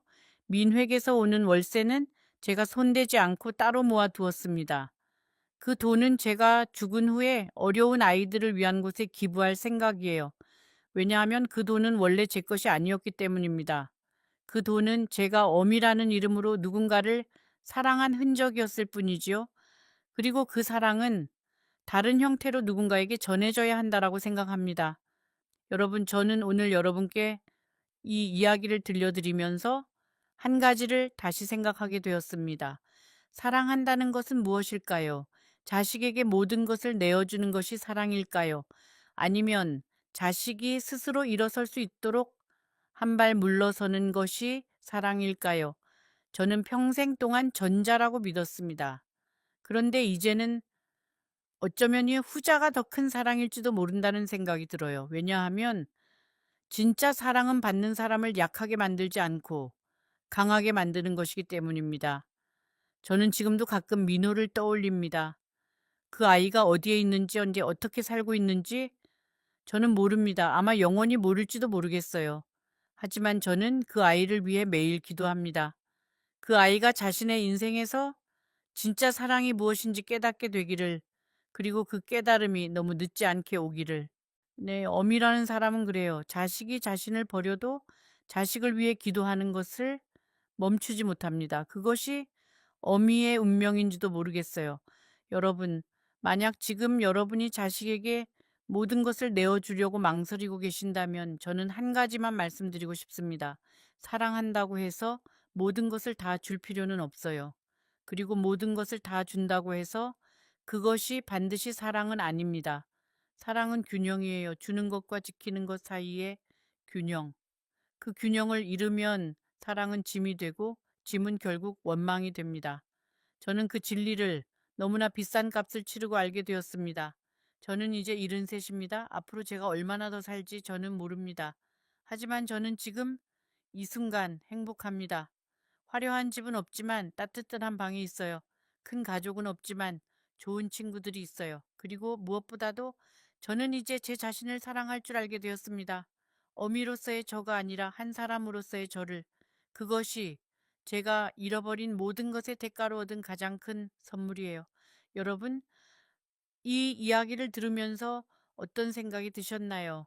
혹시 여러분의 마음 한구석에서도 무언가가 조용히 움직이고 있나요?